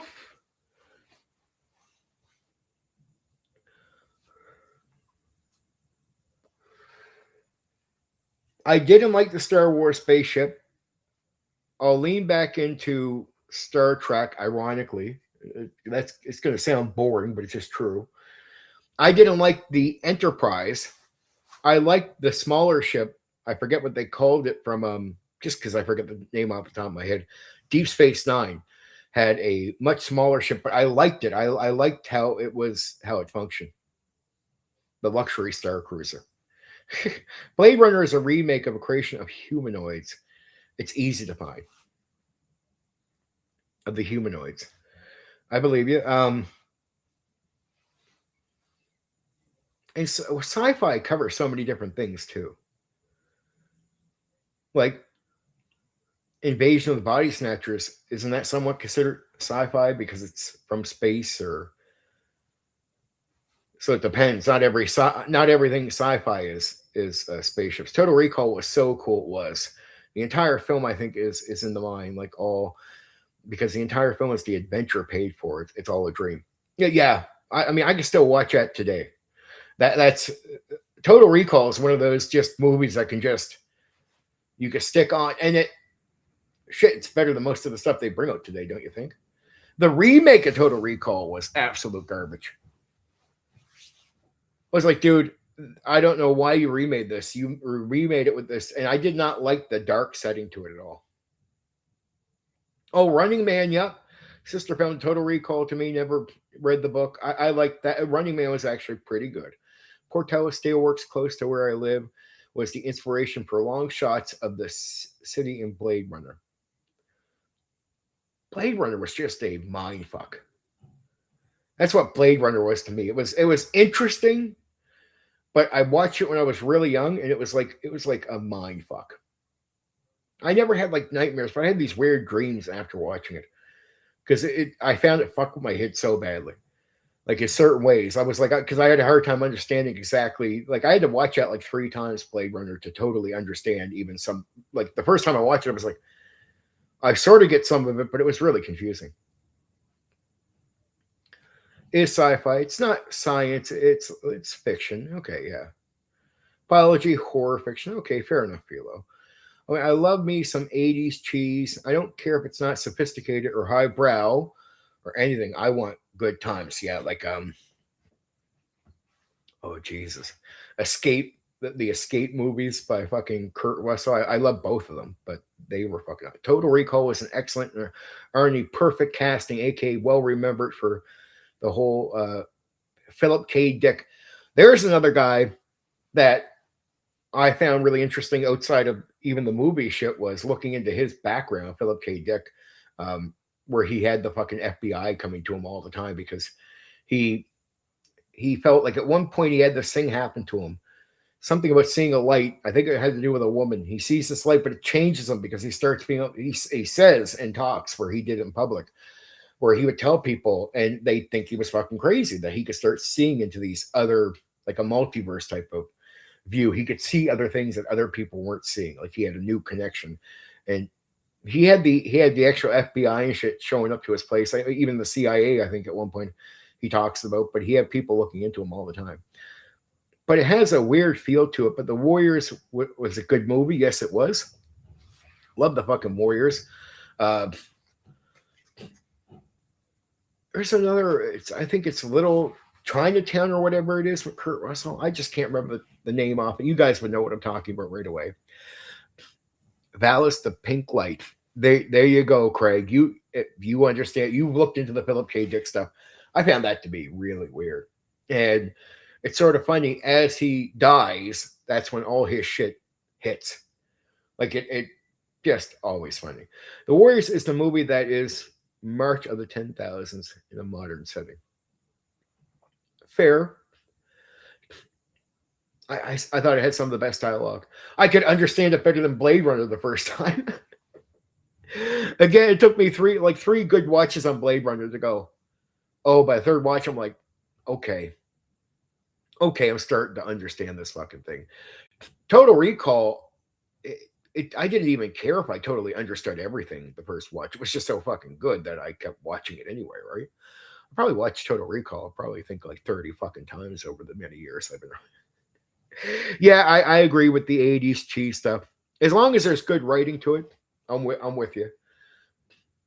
Did you hear about the PKT speaking in Latin after taking psychoactives? I heard of it. I know exactly what you're talking about, and I've heard of it. I only seen 2 of his speeches, and ironically, it was only it's like 6 years ago. I think I heard the first one because I certainly heard weird things about him, but I didn't know he was a good author. It was like, and suddenly I found out like, yeah, he went crazy, and they probably killed him. It's like, who's they? And they start talking about like the authorities were after him. I'm like, yeah, Drift Speed. Hey, Drift Speed. Philip K. Dick lore is fucking crazy. Same here. I love Total Recall. Even went so far as to take some ideas into Cyberpunk. Oh, goddamn rights. Goddamn rights. Yeah, as soon as you mention that makes sense. Because there's a feel to it. There's an absolute perfect feel to it. The chase stuff was really good. I always found like there was a lot of pressure. It was like it felt like a movie that was constantly on the go from the start to the finish. I like that. It was always like it always felt like he was in some way being chased almost through the entire movie. Someone recorded and translated it. He claimed to be a Roman centurion. No, I heard about he said he it was like living 2 different lives. He would feel like I'm a Roman centurion, but then I'm here too. At certain points, he'd be like, I'm there. I'm in that timeline. I'm walking around, but then come back here. Would say things. So I did hear about that. I don't know if he was. I don't know what you guys think, but I was like, I'm open minded to the craziness, but you still got to prove it to me. Who? Yeah, and he said he witnessed the crucifixion.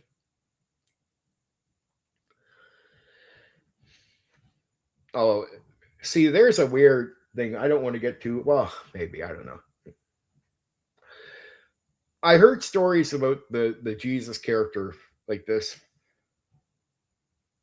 Yeah, be awesome. I heard that there's the magic version of him that Christians believe, but then there's this whole other version of him I heard about, which is if you watch the Rome show, if you guys ever watch the Rome show, you'll see a kid leaving at the end with a Roman soldier, and I think he's Mark Antony's son and Cleopatra's son, leaving at the end.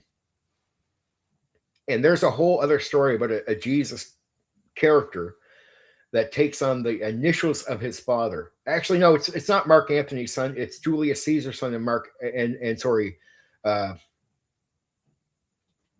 Cleopatra's son. So Julius Caesar has a son with Cleopatra is the claim. And the idea is Jesus Christ, if this non-magical version of him is supposed to be the son of Julius Caesar, who's considered a god by the Roman people. He's the father. He's the one. Like very similar terms are used to describe Julius Caesar the way God is described, right? Because they've seen him as a god. And it was said that his kid, who was born to Cleopatra, comes back with his initials. Julius Caesar, Jesus Christ, right? And so the idea is there's this whole non-magical version of the character, supposedly, who comes back, and he has went to China and some other places. He was raised by two noble parents, which is the Mary and Joseph. And so when they say, even if you don't believe in Jesus, you might believe there's still a character back in the day, a person that was named Jesus Christ. Oh, that's what I heard. The timeline seems to be screwed up, but they say he supposedly, if you watch the end of the Rome, because they play to the myth, there is a myth that there's a Jesus Christ character that comes back who is taking on the initials of his father, the God, the Alpha, right? And if you hear terms to describe Julius Caesar, he's seen as a god by the Roman people.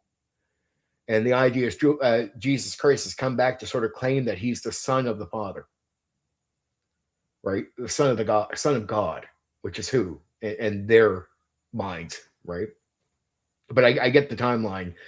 They say it's so far apart that it shouldn't work that way. But there is a myth, and if you actually watch it, it's a 2-season show about Rome, and it's pretty much on point. But at the end, they actually lean into the hint of this non-magical version of the character, and you do see what is supposed to be Cleopatra's and Julius Caesar's son, who has survived.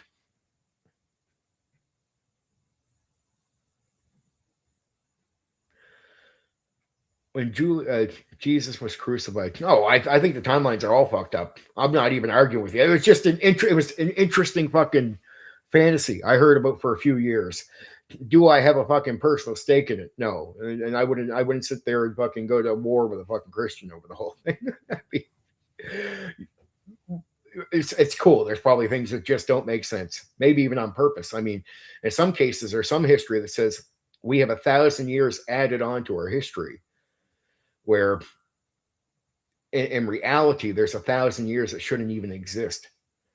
Like it just sort of added on to justify the claims of certain people over certain land.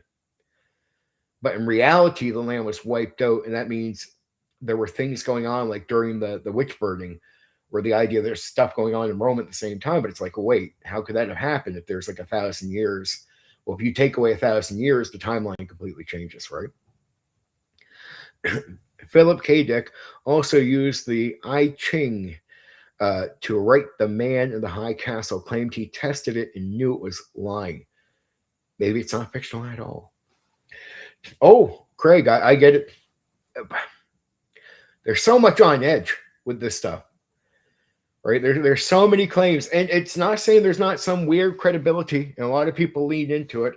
Do I want to be careless and just say I believe in all this stuff? No. But I mean, am I quite fucking interested in his whole story? Yeah, it fucks your head. I read the theory. Metron had on a video on it. I don't know that, but the Metron guy, but I believe because it's a popular one, so I mean it makes sense. I knew about it from like the early 2000s. I learned about this sort of gap in time, and it was a guy who was arguing back in the day the flat Earth gimmick. For some reason, he brings up this time thing where there's like 1,000 years supposedly added on that shouldn't be there. It's added on for the sake of claiming certain areas, like we own this or whatever period of time. Romans invented the calendar. Yep, they did. But see, there's weird claims. I don't know. The flat Earth thing is always weird. Not saying I believe in flat Earth. I'm not playing that fucking game. I can't say I totally believe in anything as far as that goes. I even question the alien stuff that we've been hearing. I think they're gonna fucking end up bullshitting about the alien stuff. It's not that there can't be aliens. I just think some of the stuff we're hearing about right now, but the aliens, like it's in the missing scientists, that's another weird fucking thing. I know we're getting all over the fucking place, but it's just true. I heard it's almost up to like 20 some people now that have some connection either to it or fucking gone missing. What have the Romans ever done for us? Civilization, baby. Civilization. Supposedly. Or actually the Greeks would probably claim that was us. They stole it from us. Oh. And the Greek history fucks everything up. Because the language in that history fucks everything up, even the Roman stuff. It's like, you start pointing to that, you get a headache. When I was a kid, one of my neighbors had a huge map of Drift Speed knows what I'm talking about. Tartaria. As soon as you mentioned that's a connection, and told me a whole history of it and said they deleted it from history because the whole world agreed to wipe them out. That's the 1,000 years wiped off. It has to do with that place right there. Drift Speed. I knew somebody would catch on to exactly. I knew you guys knew it, but as soon as he mentioned that Tartaria place, that's the place they want to wipe out. And to do that, they fucking add like I think 1,000 years onto history to make all these claims and wipe out this fucking place. And it's weird. It even ties into flat Earth and all that shit. Greeks wonder why things worked. Romans built things that worked. Chris G, you might have a fucking point there. No, you do have a point, but the Greeks were around a long time getting fucking high all the time on drugs. I saw some of the Pintrick incident aftermath. I was 4 miles away from my house. You live in a fucking unique. Well, you get to live over in the fucking UK. No wonder. I live in one of the places on Earth they say will survive a lot of shit, like Nova Scotia, Canada. I live in Nova Scotia, and I remember on the fucking World War Z movie, they were like, "Yes, everyone will end up in Nova Scotia." And I was wondering, like, why would they even put that into the story till you start researching? Holy fuck! Like, in Nova Scotia, we have a backstory of the Knights of the Templar coming here and supposedly hiding the Holy Grail. And there is an actual lake here where supposedly the Knights of the Templar put it, supposedly. And the military actually does guard this area, and you can't go up to it. And legally, they can actually shoot you. There is a lake. I forget where it's called, exactly the whole fucking backstory to it. But the Knights of the Templar were here, supposedly. And here was proof to it. Supposed proof was they said, no, the Knights of the Templar couldn't have been here at a certain point. But at one point, there's this woman who buys land. And this just came out. There was no way they could hide it. But the Freemasons bought the land up and covered this up right away. She buys the land. She's digging up. She finds the start of a wall. And given the area where she bought the home, there should be no wall. Like it shouldn't even exist. And it's a wall that would have existed if the story, if you're thinking the Knights of the Templar were really here in Nova Scotia, Canada, and they really bought this thing. As soon as she finds the wall, she reports it, and the Freemasons right away purchased the fucking land off her and then covered the whole fucking place up. It was essentially rich European traders that made cities go along the Silk Road, and Europe aristocracy didn't like them. So when China attacked, they didn't send any help. History's fucked up, guys. The whole gimmick is fucked up. You know what? Maybe one of these nights I'll do one of these fucking. We'll look into this stuff so we don't got to speak so vaguely about it, because I'm not saying I wouldn't be into talking about this stuff, especially if we're tying it to coming up with ideas. Maybe we'll call it like a night of ideas for tabletop role playing games, because I want to connect everything to what we do here. But I mean, all this stuff is fucking inspirational for so many things. So many things we talked about tonight, like the Total Recall for Cyberpunk and shit like this. And even the Roman stuff is fucking awesome. Yeah. It's really good stuff. I covered Hyperborea. That's another game that could meld into some of this stuff. And yeah, the movies we talked about, all good. All good.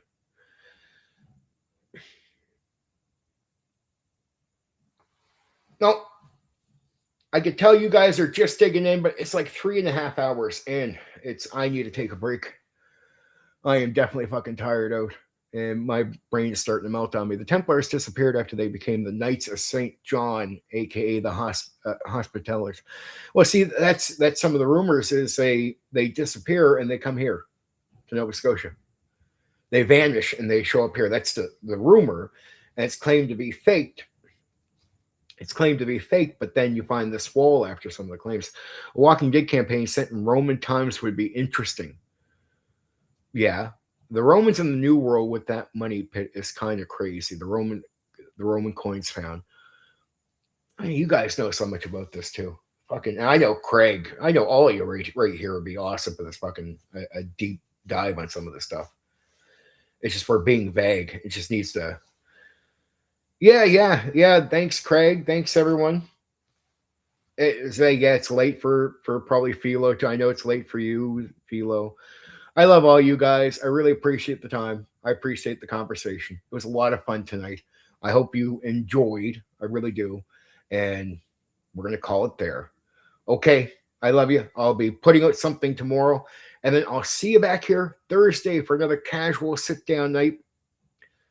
Maybe I'll purposely bring some of these topics on purpose. It's found globally because they fled to the New World and elsewhere and brought their style with them. Roman coins in the USA could be brought there by the North. Yeah. All right, guys. I love you. Yeah, Monkey, you too. Take care, Monkey. It was a great time with all you guys. That's what makes the show good. Boom.